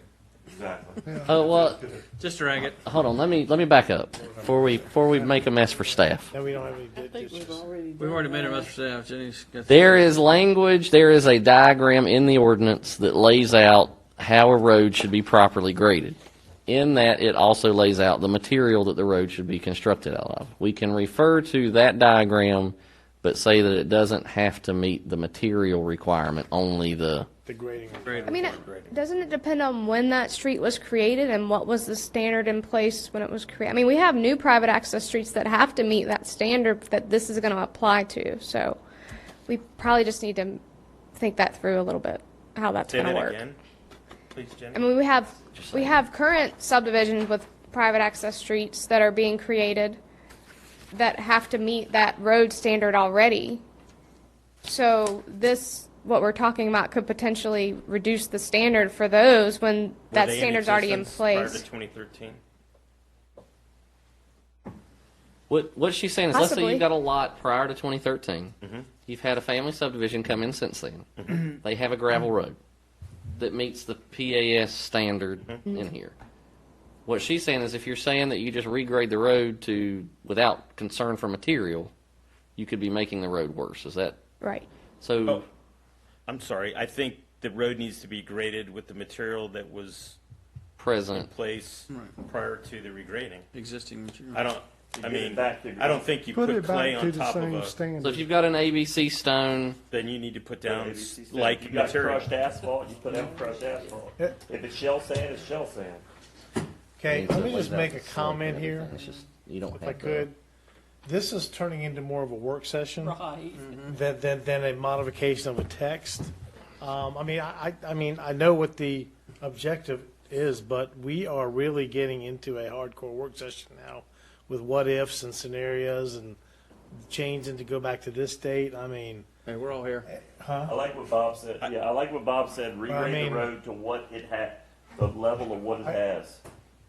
I guess if we can't, if there's a lot of further concerns with this, do we have it, or are we addressing it too? We're down to one Okay, real we got the road addressed. We got one issue We left. got, okay, one issue left. number of is- homes That's accessing the the road. number of lots that Okay. we put, 10. and I like 10. I said that Okay. an hour ago. I like 10. I like You did? 10 too. Mr. Chairman, I missed that one. I like Sorry. 10 as Mr. well. Chairman, I'm ready to make a motion. I like 10 as well. Let me ask for clarity. Hold on. How about yeah, we get this written up. 10 more lots or a No, total of 10? a total of 10. Total of I like 10. A total of 10, Total of 10 lots. Existing private access. correct. You can, there's already subdivisions that exceed that number. Well, they can't have any more then, because then you have more than 10. Ooh, look at Selena. That's the way, that's just my opinion on it. I think the more road, if it's a private access road, the more you put on there, the worse the road becomes. So, It can always be changed later, Pat, too. a maximum of 10. If there's more than that now, then that's okay. I got Mr. another Chairman. scenario that could beat that. You come in, put a road parallel to the main road going in, and you access 15 lots off of that one road. But it's not accessing onto the main road. And any change we make here is probably going to have a scenario come up that's going to probably, Blow it out of the water. well, that we may have to come back and readdress it no matter what changes we make. 2 years, 5 years, 10 years from now. You're right, Owen, you're right. There's so many scenarios out there. This thing could be re-evolving every month if we wanted it to. So, But I think, Mr. Chairman, we need to make sure we make the best motion, and I'm like you, I feel like we need a work session on it. Well, There's if- been if- so if- much discussed tonight, and If we, this, and I think, you can see the confusion. Right. if we don't, if we have clarity and we have the two items addressed to the satisfaction of the majority of the board, then yes, we can take action on it. And it sounds Well- like now we might. I think, to Kitty's point and to clarify things, we don't necessarily have to put a motion tonight, or the motion can be made to have staff bring this back drafted for adoption. You can't vote on it tonight. No, on our next meeting. So they can clarify the language, bring it back up again. It can be brought into a later meeting with, where does it, yeah. Well, so the Now challenge. we got to go to planning board again, right? Well, I don't know. I'll defer to Ike on that. the The real original challenge is, you say staff go create text, but that doesn't. We're just going to bring text that you all may or may not like, and then we're right back where we started. We need this text. There, I think I think we pretty much, we narrowed it down to two things, and I think one of them we've succeeded on getting it there, and the other one is super close, where I think we can. Well, we're going to need a motion then if we do that, that clarifies the language in it to everybody's satisfaction. Yes, and it's got to be clear. That's what I meant to say. I'm sorry, I misspoke. To help craft a motion that addresses the language concerns. And if we can, and if a board member can craft that language in their motion to where the board and staff understands that to take action on it, then we can get a second vote on it. But if not, it's gonna. Mr. Chairman, I'm prepared to make a motion. Let's Well, Run through this before we one do more- that, yes, let's run it one more time, make sure everything's make sure copacetic. staff understands what or somebody just go through the scenario one more time. Then. So there was a document, I think, that came around. So let's kind of look at that. It's got the red letter stuff on it. Jenny, you got a copy of that up I there? do, yes, sir. Okay. Thanks. There probably is another one somewhere. Okay. So, if you look at this, item A, parent parcel, 12 acres in area, we're all good with. Well, like I said, that seems like something we had consensus Okay. on. All right. No more than 5 lots created from a parent parcel or tract as it existed on January 1, 2013. I'm kind of looking to see if anybody has an issue, but if not, I'm going to keep going. Lots created shall be a minimum of 3 acres in area in all zoning districts with a minimum lot width of 125 feet. Okay? So here's where you get to that we'll skip D for now because that's the one thing that we can come back that I think is where there's debate. E, it says new private access streets and private access street extensions shall be improved and maintained in accordance with section 6.2.1.B.1. Private access streets, the material of the private access street shall be approved by the director. Director of what? Development Services. Okay, well, I think we should say that. It's defined, it's Defined actually in the defined in the ordinance, yeah. So, and private access street, that section they're referring to actually has a slope, and there's 2 examples, one with a ditch on one side of the road and one with a ditch on both sides. Materials could be problematic, could it not? Because With the material that currently exists. So not at the discretion of the director. At the discretion of the director, correct. So just leave it, shall be approved by the director. Correct. Yeah, that's Yeah. fine. Just leave it like that. It's got a strike through about the fire code requirement. That's already required under the building code, so we could strike that. Yep. All owners of existing private streets shall consent. That was stricken through. And then the agreement is stricken through because without one, you don't need the other. And then the final point is one that existed from the original text. Shall not be further divided into family subdivision lots. So really the point that we need to hammer out is on D, which is right now the way it reads is that no more than 10 family subdivision lots are created along a private access street after this date. So that means you couldn't create 11 more lots. You could create up to 10 on a, Which is Selena, that's what you were. well, Selena's thing is saying 10 total. right. Like the street has, if 5 it's got on 11 today, you couldn't do any. Right, you're capped. already capped. Oh. But this says you can't, this says you could create up to 10 more, I believe. No.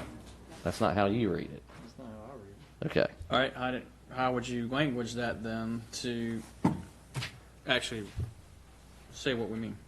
Well, I think you've got a split board on what you want it to mean. I think that's the dilemma. Well, under the current rules, if you have a street with 25 lots on it, a private access street, which are all over the county, as we've learned, you currently can't go in and cut out any more lots. Under the new family subdivision, you can't go in on an old road, an old dirt road that's been there forever, right? You have to get it under DOT maintenance, I believe. Right. Right. So that's those. We haven't changed the rules as far as those guys are concerned. It's really this relaxed subdivision, and no more than 10 on the road. So It would allow you. it's not affecting them. They're already in the state where they were at. They just stay where they were, right?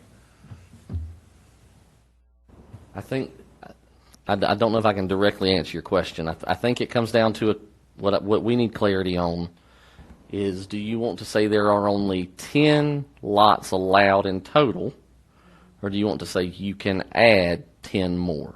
I want to say a total. Total. So no more than a total of 10 family subdivision lots are created along a private access street after, whenever we finish talking about this. That's the way I would like it to read. No more than a total of 10. But if the first 10 Where are I'm at. not That's what my family thought process was. subdivision, Yeah, but that's what I was going to ask. That, Owen? if the first 10 that's on the street are not family subdivision but private access, you're shutting the door on the family subdivision. Yes. Well, they're already shut. Accurate. Yeah, that's an accurate Or under statement. the current ordinance, they're closed now. They aren't are. Right. We're not hurting them any. That's a separate issue. But I'm saying that you can't create a family subdivision. Right. Or you could put in a road. You could come in and put a road to a major arterial road. Well, to a Bring the DOT road up to maintained. DOT standards. DOT maintain. Road, yeah. And then resolve that issue. So I've got 10 total lots. 10 total lots. I'm good with 10 total. Add 10. Add 10. So I've got one who, Kitty, don't get me wrong, I don't know that you're in favor of it either way. Yeah. So I've got one either way, and I've got three the other way. So that's for now. I'm going to be quiet and let you all have a discussion. Okay. I feel like we need more discussion. I'm not going to be like Congress This is- and we're vote discussing till it. we have it. We're having a great discussion. Oh, why we debate? That's what it's all about. So I'm clear on everything that we talked about. When you say no more than add 10 family subdivisions, that means that could be each 10 more times. No, a total of 10 through family subdivision, a total of 10 additional lots could be created. So Per you private could- access street. Yeah. I'm sorry? Per private access street. Yes. So you could come in and add 4, your neighbor could add 4, someone else could add an additional 2. But I think that's was that what you were saying, a maximum 10? No, but by that, it could be You'd end up with 10 20. more. 10, 10, You have 10, 10. 10. 30. If you've got 20 on the road, it could be a total of 30. Yeah. No more than 10. Oh, you mean We no had more that- than 10 total, no matter when you add it total. Oh, I thought you meant no more than 10. I'm okay. I misunderstood you, Celine. I thought you said if there's 20 on the road, you don't want any more than 10 more added to it. So those other 10 people have to sell a new now. Oh, okay. I mean, there's already. So if you have so basically if you have a current family subdivision, there's 5 houses on it, that road can only get 10 total. Using what you're So then saying, your family a maximum of subdivision 10 houses more. may You can actually only use add this 5. road. Right. That's correct. Right. That's what. But what I'm hearing from this side of the dais is that you would add 10 more lots, even no matter whether it's 10 lots already on the street Or 50. or 50. It would you could allow add up to Maximum 10 up more. to 10 more lots. Okay. Because that goes to the fact then that road could be 100 yards or it could be 3 miles. So, Because there is some that are over 2 yeah, miles. so that But currently, under the current UDO, they can't add anything to those roads now. yeah. We're not so, really, then Well, they can. They can cut a road they in. can at- cut yeah. a road or bring the road up to DOT standards. All they could do is bring the road under DOT maintenance. Right. Not even standard. Like you DOT. said, yeah, under maintenance, which I think sometimes you'd be better off to use your own Kubota tractor and box blade. So that's really the point that we're at now, is that one piece of this ordinance. How many lots does the board want to see add to a private access street?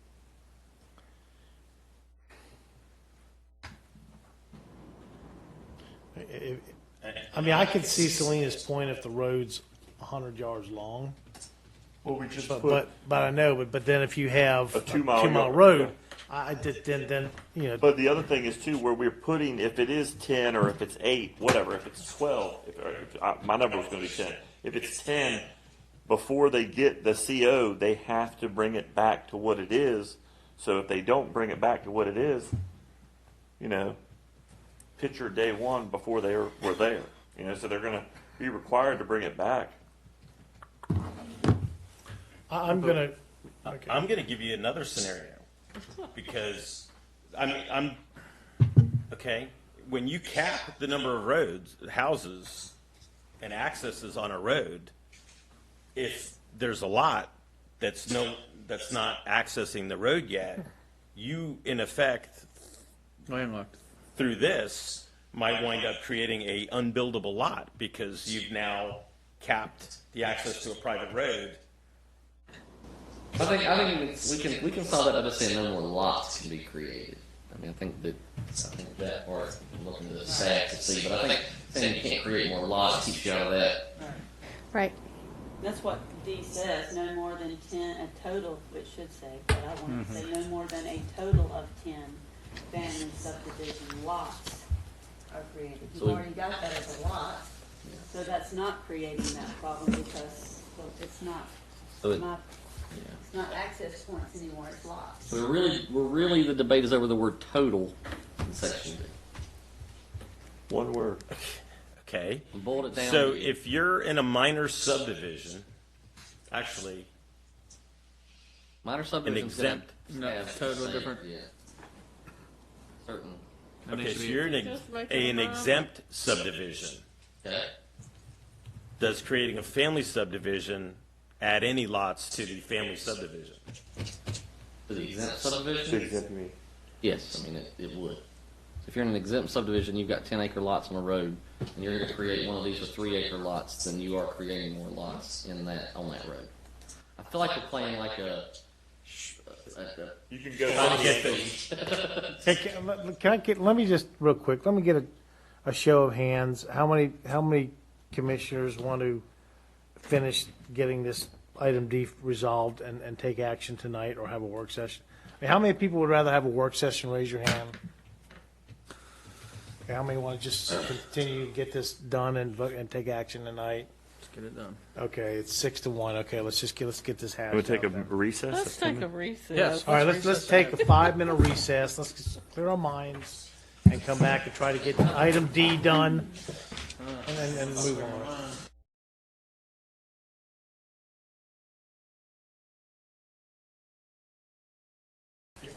Okay, I guess let's try to get this item D and finalize this.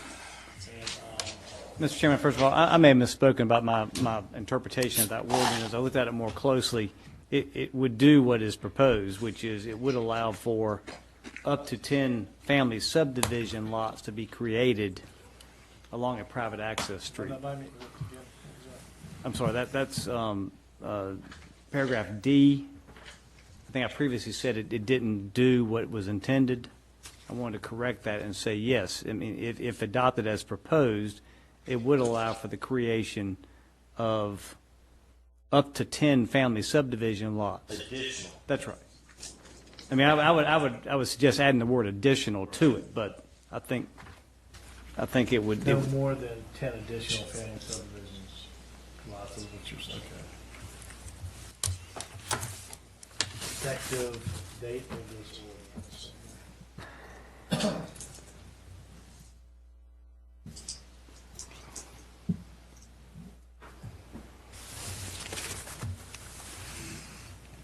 Any comments on this item D? I mean, I still think it's a bad idea, that's what I'll say. I think that we should strike the word family subdivisions and say no more than a total of 10 subdivision lots are created along a private access street.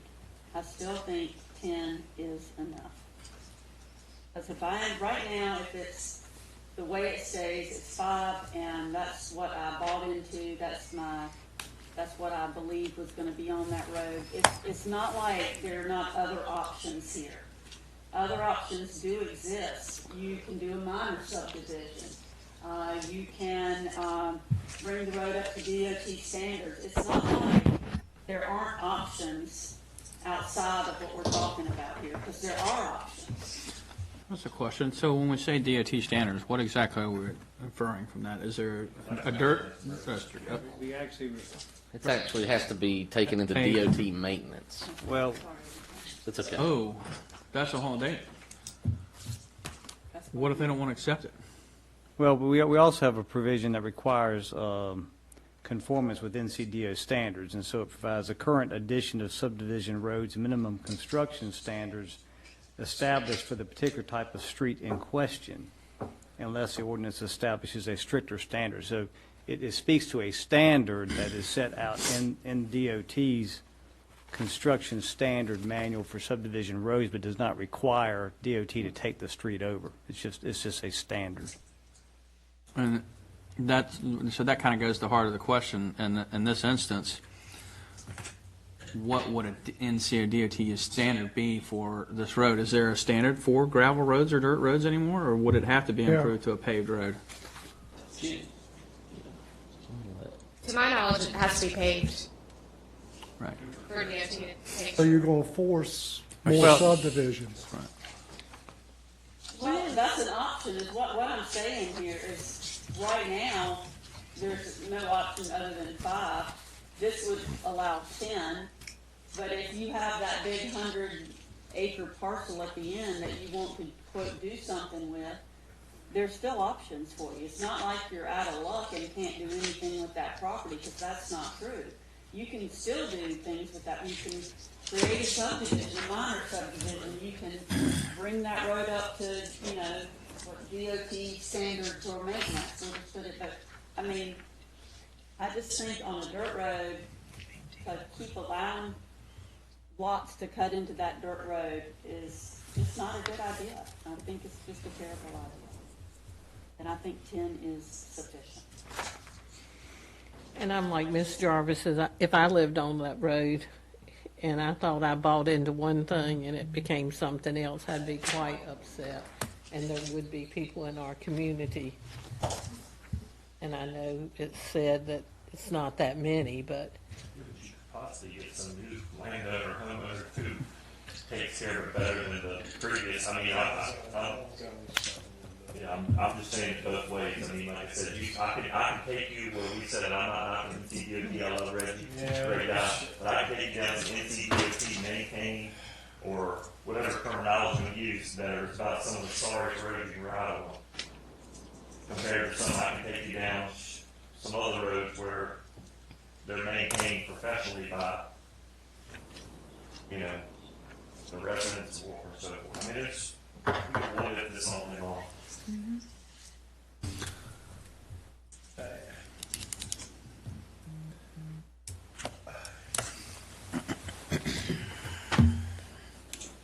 And you say that the DOD, the standards would have to be paved? I thought that was the case. There is no more on.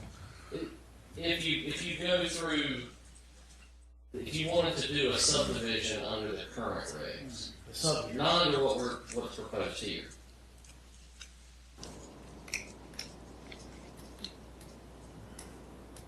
I agree with you, but that's not the language that keeps getting used. Right? Because I've heard under the relaxed, it would still be built to NCDOT standards, which is nothing changes. Yeah, so under the language that has the red letters here, you know, like I said, we've kind of worked through all the items except for D, which is how many lots, additional lots can be created on a private access street. So you're thinking, Mrs. Jarvis, is that no matter how long that road is, no matter if it's 100 yards or 3 miles long, if it's a private road, How long it's been there? and how long it's been there, whatever, it doesn't matter, again, or how wide it is, or how the road even looks, you say no more than 10 total. I mean, what if it's tiered? What if the road is 100 yards or less, no more than a certain amount? If it's over half a mile, you could do another. What about a tiered solution to this, maybe?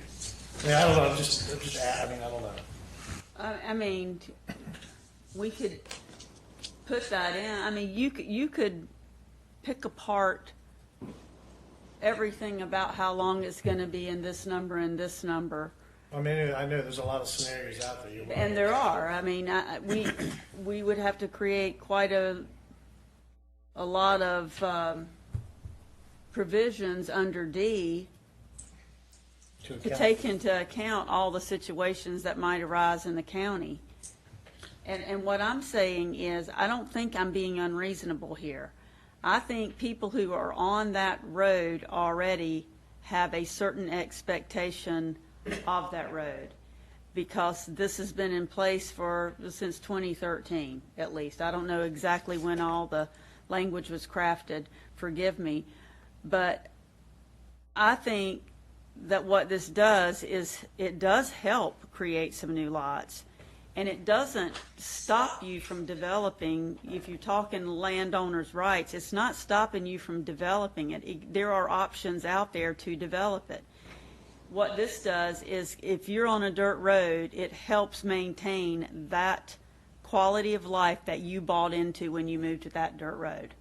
So, That's bottom line for me. good point, which is why the 2013 date got put in there. Because prior to that, there was no limitation that you're describing. As to, to address the point that Owen brought up earlier, you're in a position where your children want to move back into the area, add the development cost of paving a road, and it's not going to be a family subdivision that's at the end of that pavement. Because if it's being built the way it sounds like it has to be built, why should I limit it at 3-acre tracts when I can go full-blown, full-tilt, wide open? And Well, so, and that's the option. That's the beauty. That's the option. but the value that would help a kid get a start by not having to pay for land and just be able to put up a house, that will get completely eaten up by the development costs by putting in a road to which you're describing. So, And that's just the reality. Especially if it's a 2-mile road or something. well, so the other avenue that you could go back and add then is come back to G. Okay, so come back to G, and you want to add 7 or 8 more, then you should have to have the consent of those people. I mean, you to me, there are options already out there if you have that big chunk of land. I mean, I don't know. I've said enough. I think I've said my piece. And we're not doing away with family subdivisions. I mean, Well, this isn't doing away with them. The other thing is we have got 2 things tracking here. One is we're talking about 2 and 3 mile long roads. They're private access streets, but they're not family subdivisions. These are just roads. And what we're really talking about is a family subdivision and limiting what goes on in that road that accesses those family subdivisions. And in the case like your house, where your house is, Paul, that is a single street stubbed out with, I guess there's 5 houses on it currently, or 4 houses or something. What's on it now? There's currently 7 So even that, with 3 additional lots. No. Yeah. No, 8 with 3 additional lots. okay. $1 million a mile to pay the road to get it up to. No. But That's got to be we true. still allow, if we don't change anything, you can still have a family subdivision. Yeah, you just get Yeah. the 5. You just have the 5. It's just, it's not like we're saying there'll be no family subdivisions. We're just not letting it increase in the number. What we're doing. So we- Family subdivision right now would allow you how many lots? 5. So right now, the current condition is somebody could put, in your scenario, Selena, if there was 5 houses down that dirt road, the current family. Because right now, there's only a maximum of 5 lots it. allowed on, if you go over 5 lots, you can't go over 5 lots on a private access Okay, road. okay. Which is really the reason that we've come to this text, is because And that was not Paul's. doing away with it. Well, so that's what Paul's point is. Prior to 13, there was no expectation that it would only be 5 lots on this private access street. There is no, for those people that live on his street, just as a for instance, none of them have that expectation. When they bought in. Right. But they might have bought in with the expectation that they could subdivide their property for their children at a future time, because that was the law of the land I know at the of time. at least 2 individuals who had that impression. I can name like 4 different Well, ones then- that I've had calls about the whole thing, I have 2. all across the county. Well, then if you added G back in, then percentage. Again, G was not a requirement. At any point. Well, I mean, that would help with Selena's concern. If you had 60% of the people say, no, I don't have a problem with it. Again, I'll go back to my argument last time. We allow 400 lot subdivision. We have people give sworn testimony that, and now you're just saying, without impunity, I can say I don't want it back there and blocking it.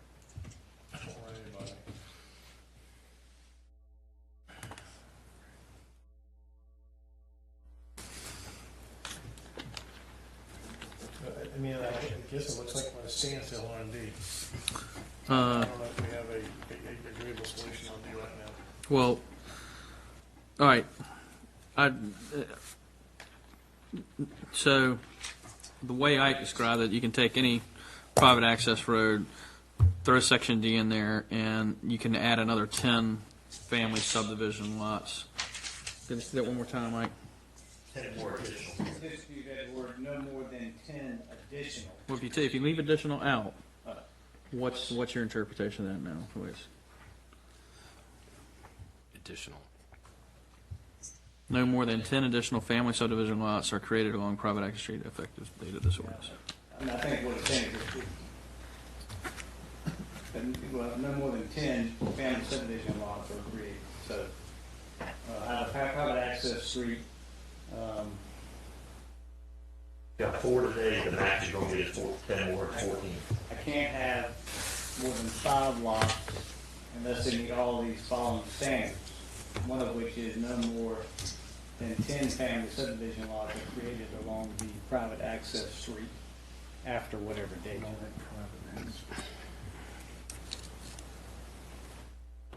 Your suggestion of additional was just to clarify, right, that Correct. it was additional. That's why. It doesn't really change the meaning. But I think the word additional ought to be added. I just want to make sure that I 100% understood that.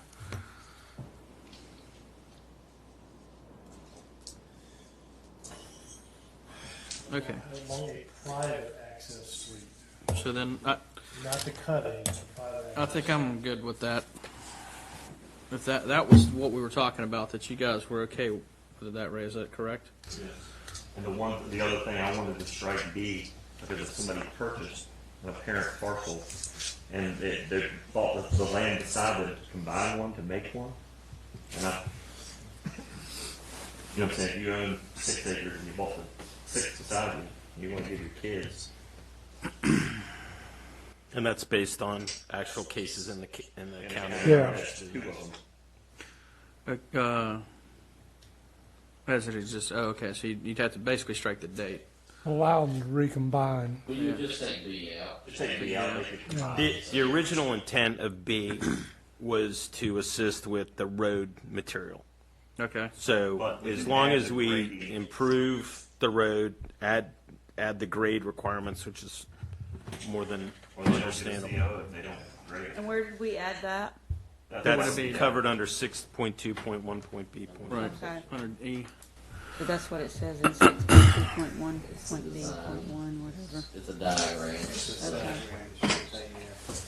Okay. All right, well, D takes care of B, then if you get rid of What B, now? if you strike B and just go with 10, that, Strike B and then 10, and then add, no more than 10 additional family subdivision lots under B.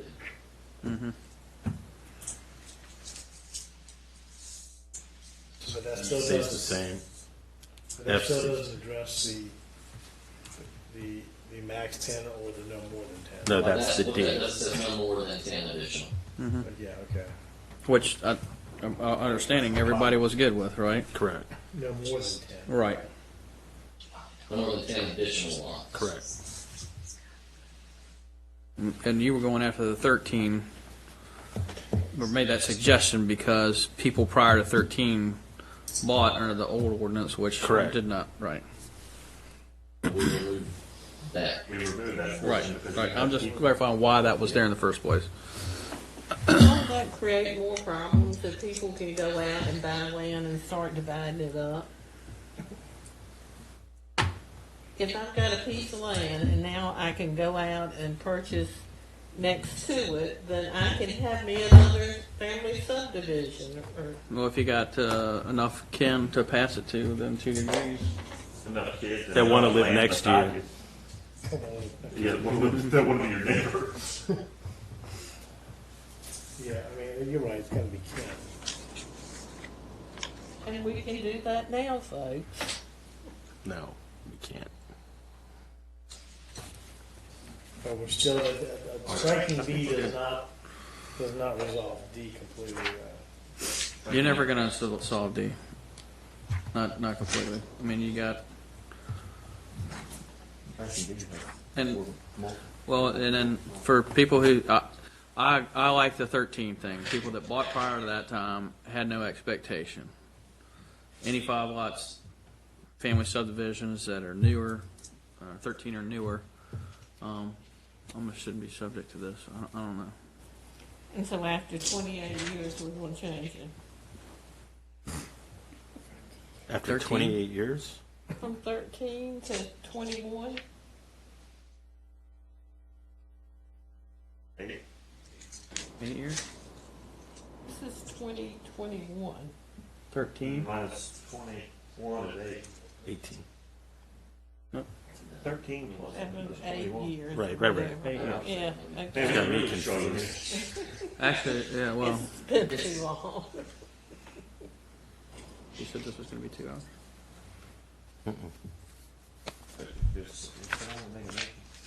More than, okay, I'm still thinking. If somebody's wanting to make a motion, that's fine. I mean, if so be it, I mean, again, I'm still reading through these, but if somebody's wanting to make a motion, we can absolutely, I mean, One question before, and this is going to go to Kevin. I'm ready. Wrong Kevin. Kevin Kemp. We wanted you to speak this evening. So, if all of a sudden there's a whole dumping of, requests for family subdivisions, how quickly can we stop it if it becomes something that gets abused?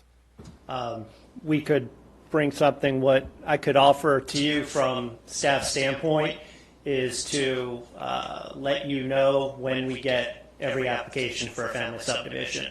Then you have a real-time picture of what's coming in. If you start to see it be a problem, then we could immediately work on an ordinance to get it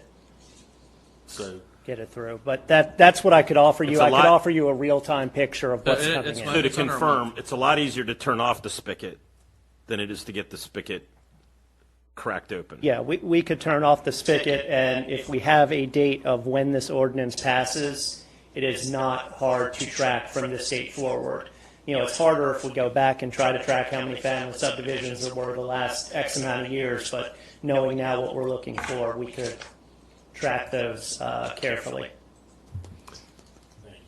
Could you put a moratorium until you could draft the language? Making sure that General Assembly hasn't modified our authority. It could have happened. It happened yesterday. Couldn't catch it. Well, they're in Vegas. Got Utah, where they were at. Oh, yeah. I believe we can. It appears that the requirements for a moratorium are as they have been, except if a building permit's been issued for something. But it would require public notice and public hearing, and then you have 2 different time frames, up to 61 days, and if it's going to extend any longer than that, you have to come back for another hearing. Ben, you said the language could be in front of us if we decide to turn Turn it off the spigot, 3 to 4 months. I mean, so it's got to go to TRC, then Planning Board, then you guys. So you could do the moratorium, And set it through the channels. yeah. Yes, and you would have to be working diligently during the moratorium to correct the purpose for the moratorium.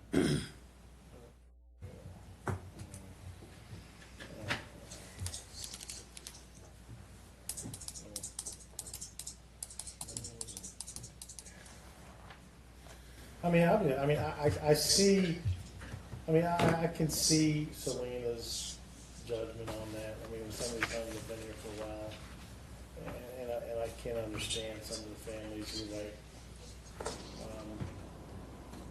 but I just look at the long roads too, and just,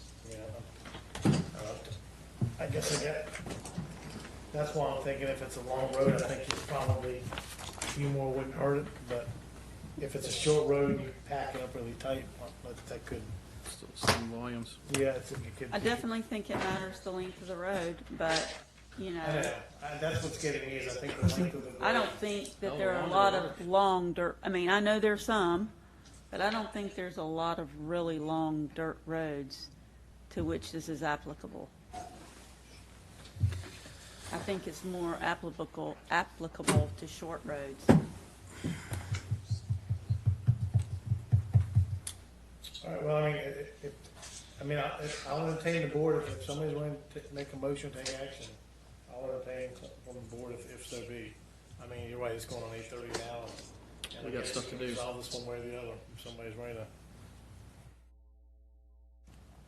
Mr. Chairman, I also would recommend that if you're going to adopt this language in paragraph, well, it's currently E, the new private access streets and private access street extensions shall be improved and maintained in accordance with section 6.2.1.B.1, private access streets. The next sentence, I think you need to add the word access between private and street. So it reads, the material of the private access street shall be approved by the director. And that would then be consistent with other language in the amendment.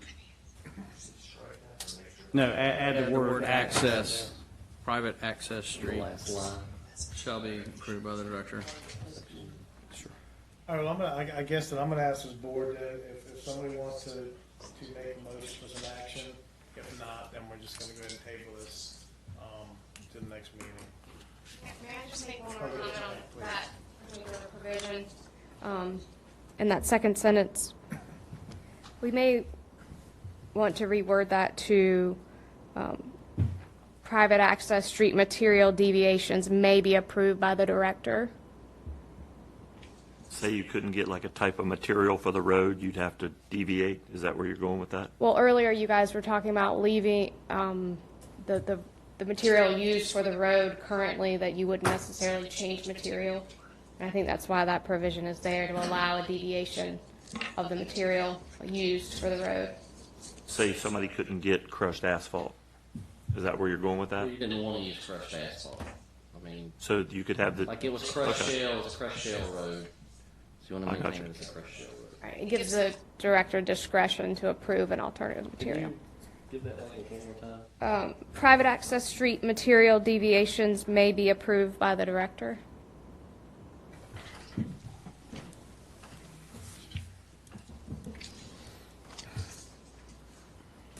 Write that down.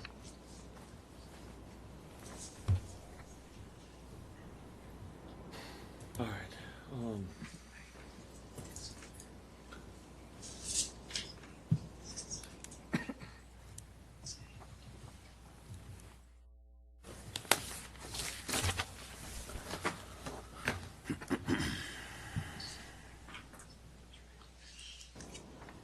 All right, I guess I'll ask the board, Mr. Chairman, I'm gonna move to bring this back at our next meeting. I need to chew on it a little bit. There's a couple things that language-wise, that I don't think we're going to hammer out tonight, and the date thing is messing. So I just think we need a little time to chew on this and think about the language a little bit more before we put it after so much back and forth tonight. do we have a time frame you want to table to the next Just meeting? just our next meeting on. Let's see here. That's the 16th, The August 16th. August 16th. Yeah, the 16th we were going to do the ribbon cutting. So if you want to do that, then we'll come here. We'll have to come back, we're gonna do. We a were work talking session about having to anyways. come back over here. So, I understand. Okay, so we have a motion to table this into our next board meeting for action on this. Second. A motion and a second from Commissioner Jarvis. Do we have any further discussions on this? All right, then, all in favor of table to the next meeting? Aye. Aye. Aye. All opposed? Nay. Okay, it's 4-3, so we're going to table this to the next meeting and Thank get you. some clarity on a few things. All right. Mr. Chairman? Yes. Just for clear direction to staff, would you like us to draft up any language based on the conversation tonight to be a starting point for next meeting, or did you want to It start? sounds like we got everything, we strike in B, and we had some amendment changes to add that, access street for the county attorney's direction, or E.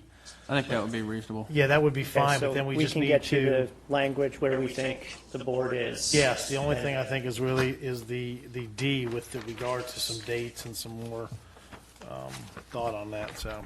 Yep. And clean up E while we're at it. Get that language. All right, let's move on to public hearings.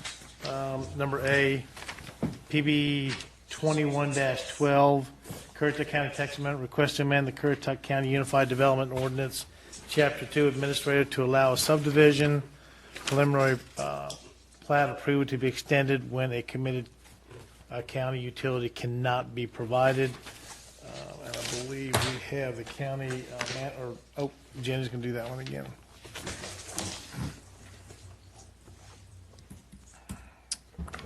Thank you again, Mr. Okay. Chairman. Staff did receive direction from the board at the 2021 retreat to draft this amendment or shortly thereafter. This is a proposed change to the Ordinance Chapter 2 Administration. Chapter 2, we were just talking about part of it, but it lays out standard procedures and specific review procedures for development applications, including subdivision applications. And this particular text amendment pertains to major subdivisions. Major subdivisions have a three-phase review. Firstly, there's a preliminary plat special use permit where the applicant shows a general layout of lots, roads, and required features. The preliminary plat special use permit vests the project and allows it to move forward to construction drawings. Construction drawings are the more detailed engineered drawings that show infrastructure details, and also along with construction drawings, state permits and things like that are required prior to approval.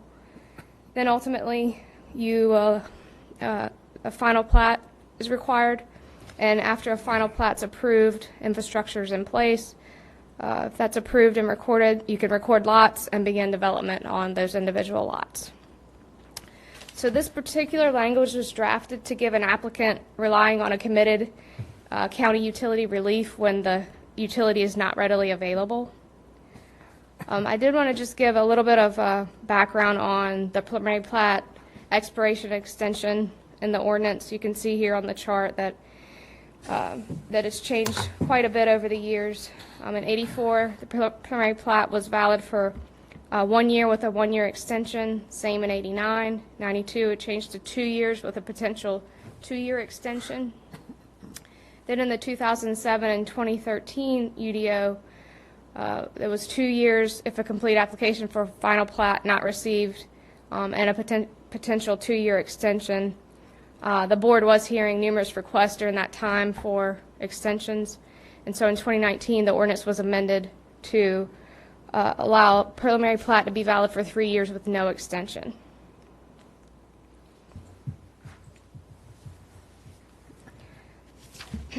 You may have noticed in your staff report that there is some background related to the Moyock Commons project, which that project does have preliminary plat approval, and they are not able to move forward to a construction drawing approval because they don't have sewer because of some of the issues with the sewer plant in Moyock.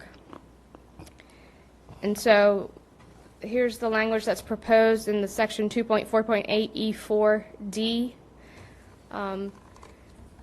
That approval of this is the existing language, that approval of a type 1 or 2 preliminary plat shall automatically expire if a complete application for approval of a final plat is not submitted within 3 years after the date of approval of the preliminary plat.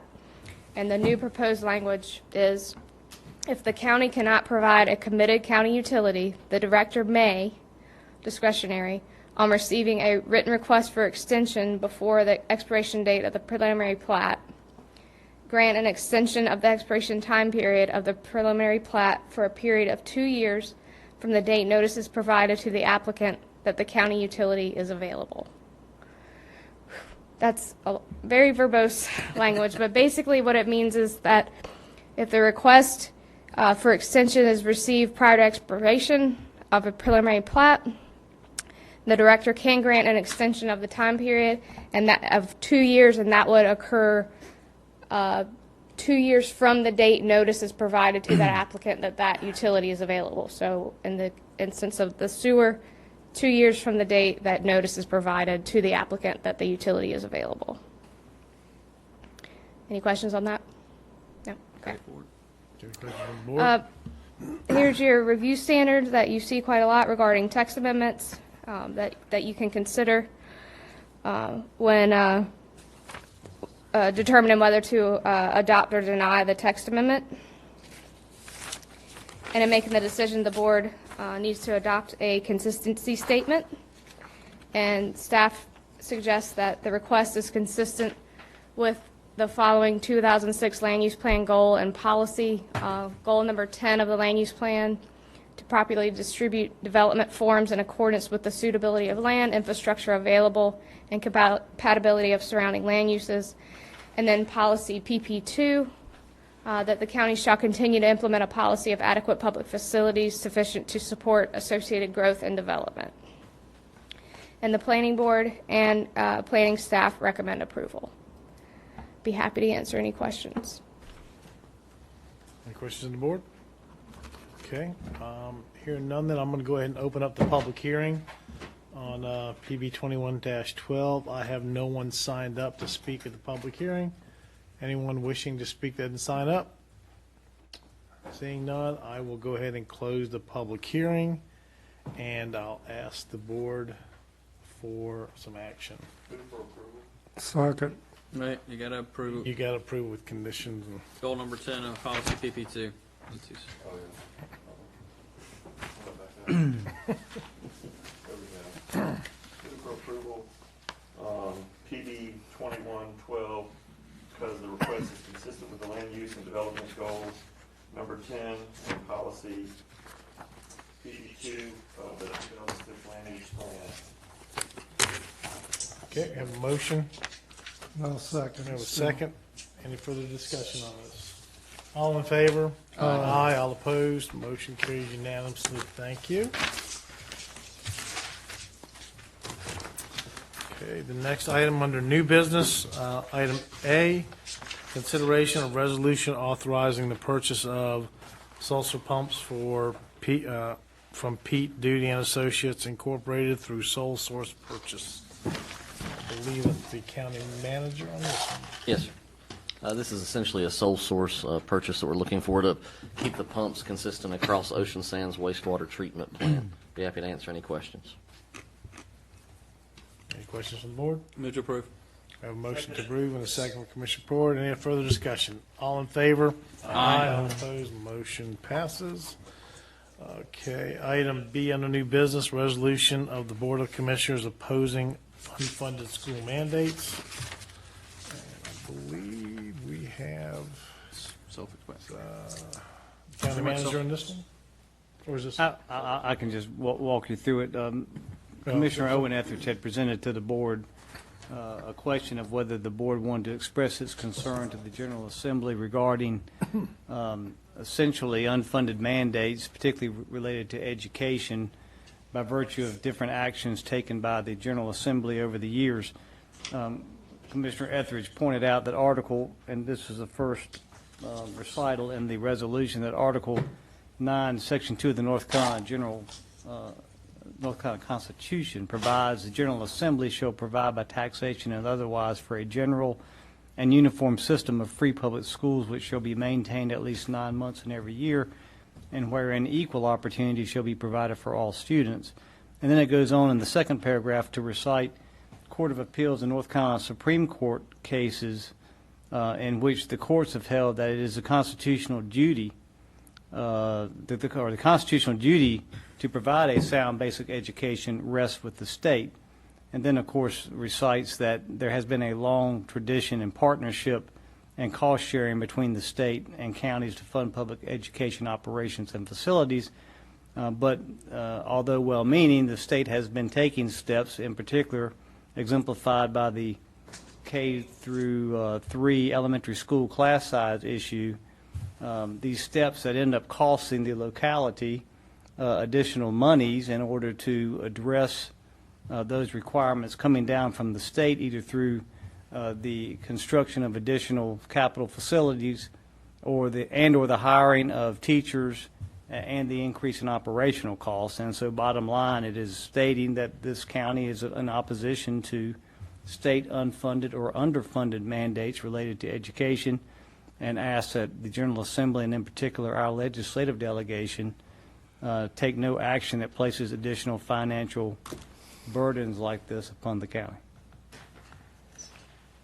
Okay. I have a question. Have any other county commission, Board of Commissioners adopted similar resolutions that you know of? Not recently, although in researching this, there have been over the last few years different counties and cities in the state that have expressed the same type of issue and concern to the General Assembly about unfunded and underfunding mandates, whether it be for schools or many other services that the state is pushing back down onto localities to pay the increased cost and to address requirements that are imposed upon localities by the General Assembly. I would suggest that if we pass this, that we share it with our neighbors and ask them. I mean, we get those requests quite often. Yep. We don't, they don't have to take our lead, but I would recommend that we encourage other Board of Commissioners to adopt similar language. In my motion, I was going to address that, because I am I'm going to sorry, make that a needs to motion. be done. Yeah, that's It's a fine. good point. It's a good point. I make a motion that we adopt this and send it to the other 114 LEAs in the state of North Carolina. I'll second it. Motion and a second. Any further discussion on this? Hearing none, all in favor? Aye. All opposed? Thank you, that passes. Okay, next item, item C, Board Appointments, Board of Adjustments. I do have a Board of Adjustments opening. My current Lynn Hicks has stepped down and went to a different board, so I have it opening, and I believe an email, was it for Robin Kane? He has served on the recreational board in the past, but I'd like to make a recommendation to nominate or appoint Robin Kane as my appointee to the Board of Adjustments. Second. Motion second. Any other discussions? All in favor? Aye. All opposed? Thank you. Next item is the consent agenda. Move for I approval. do have one Yep. question on the consent agenda. Yes, ma'am. On page 69, why is there such a difference in the cost for the silicone roof coating? One's $340,000 and the other one's $65,000. He left too quick. Talking about lottery He was proceeds. getting ready to answer the question. Well, they're two different schools, though, right? They are not. I don't believe that. I think that Currituck Middle School has quite a bit more roof area than Central Elementary. Isn't this flat roof? Yeah. It is. And there's not the amount of flat roof on Central as there is in Currituck Middle. No. May Take not the be all of it. gym, the auditorium, there's a lot of flat roof. And there's new construction at Central compared to the middle school. It's such a big difference. I was wondering why. So these are lottery funds, so all they can use it for is that, that purpose that we approve here tonight. So, but to that question, I think it probably has to do with the square footage. I'm pretty sure that the material's the material. So, And this is a lot more economical than new roofs. a lot more economical, and it comes with a pretty lengthy warranty. I think it's a 20-year 20 warranty. years, isn't it? Yeah. Yeah. We've got one on top of my building over in Okay. Monterey. Any other discussions, consent agenda? No. Was there a motion, Owen? Yeah. Motion and second. Any further discussion? All in favor? Aye. All opposed? Consent agenda carries. Okay, at this time, I'm going to recess from our meeting and move into the special meeting of Tourism Development Authority.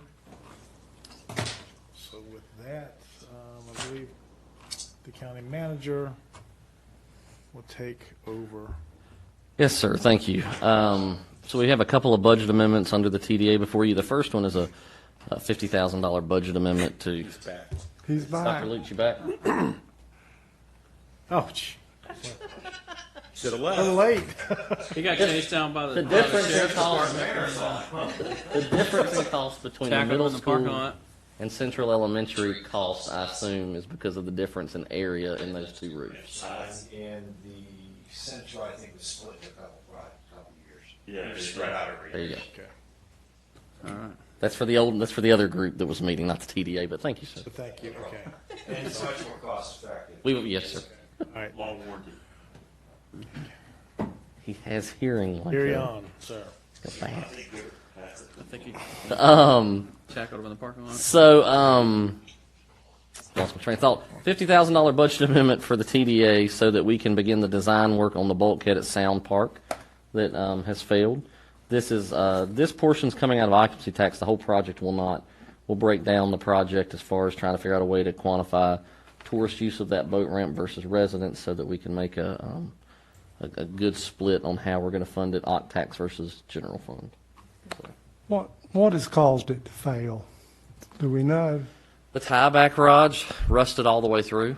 And that's basically what happened. So as we go into the new design, using it's going to be more expensive, but using 316 stainless steel tieback rods instead of just galvanized would probably help.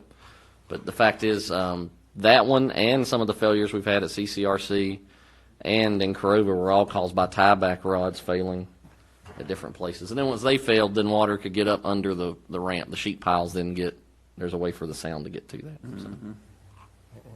And then, yeah, yes, sir. I just wonder if the tieback rods were not what was specified in the original specs.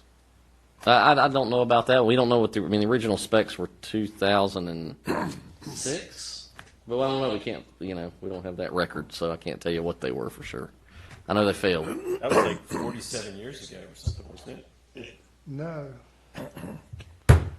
All right. And so the other text amendment, I'm just going to put both of them before you as a slate, is to make an amendment to our lifeguard contract. We did this last year. The season's shaping up to be just as busy. This will add 3 additional stations through October 11th, and then we'll also add in a truck patrol through the last Sunday in November for beach rescue. Be happy to answer any questions. Don't have any. Move to approve. Questions? Okay, well, motion for approval. Commissioner White. Second from Commissioner Jarvis. Any further discussion? All in favor? Aye. All opposed? Thank you. At this time, I'll ask for a motion to adjourn from the TDA and reconvene into a regular meeting. Motion to second. All in favor? Aye. All opposed? Thank you. Now, at this time, I will move into a closed session and pursuant to GS 143-318.11A3 to consult with the county attorney and preserve the attorney-client privilege, and GS 143-318-11A6 to discuss personnel matters. So at this time, I guess we'll go ahead and ask the participants to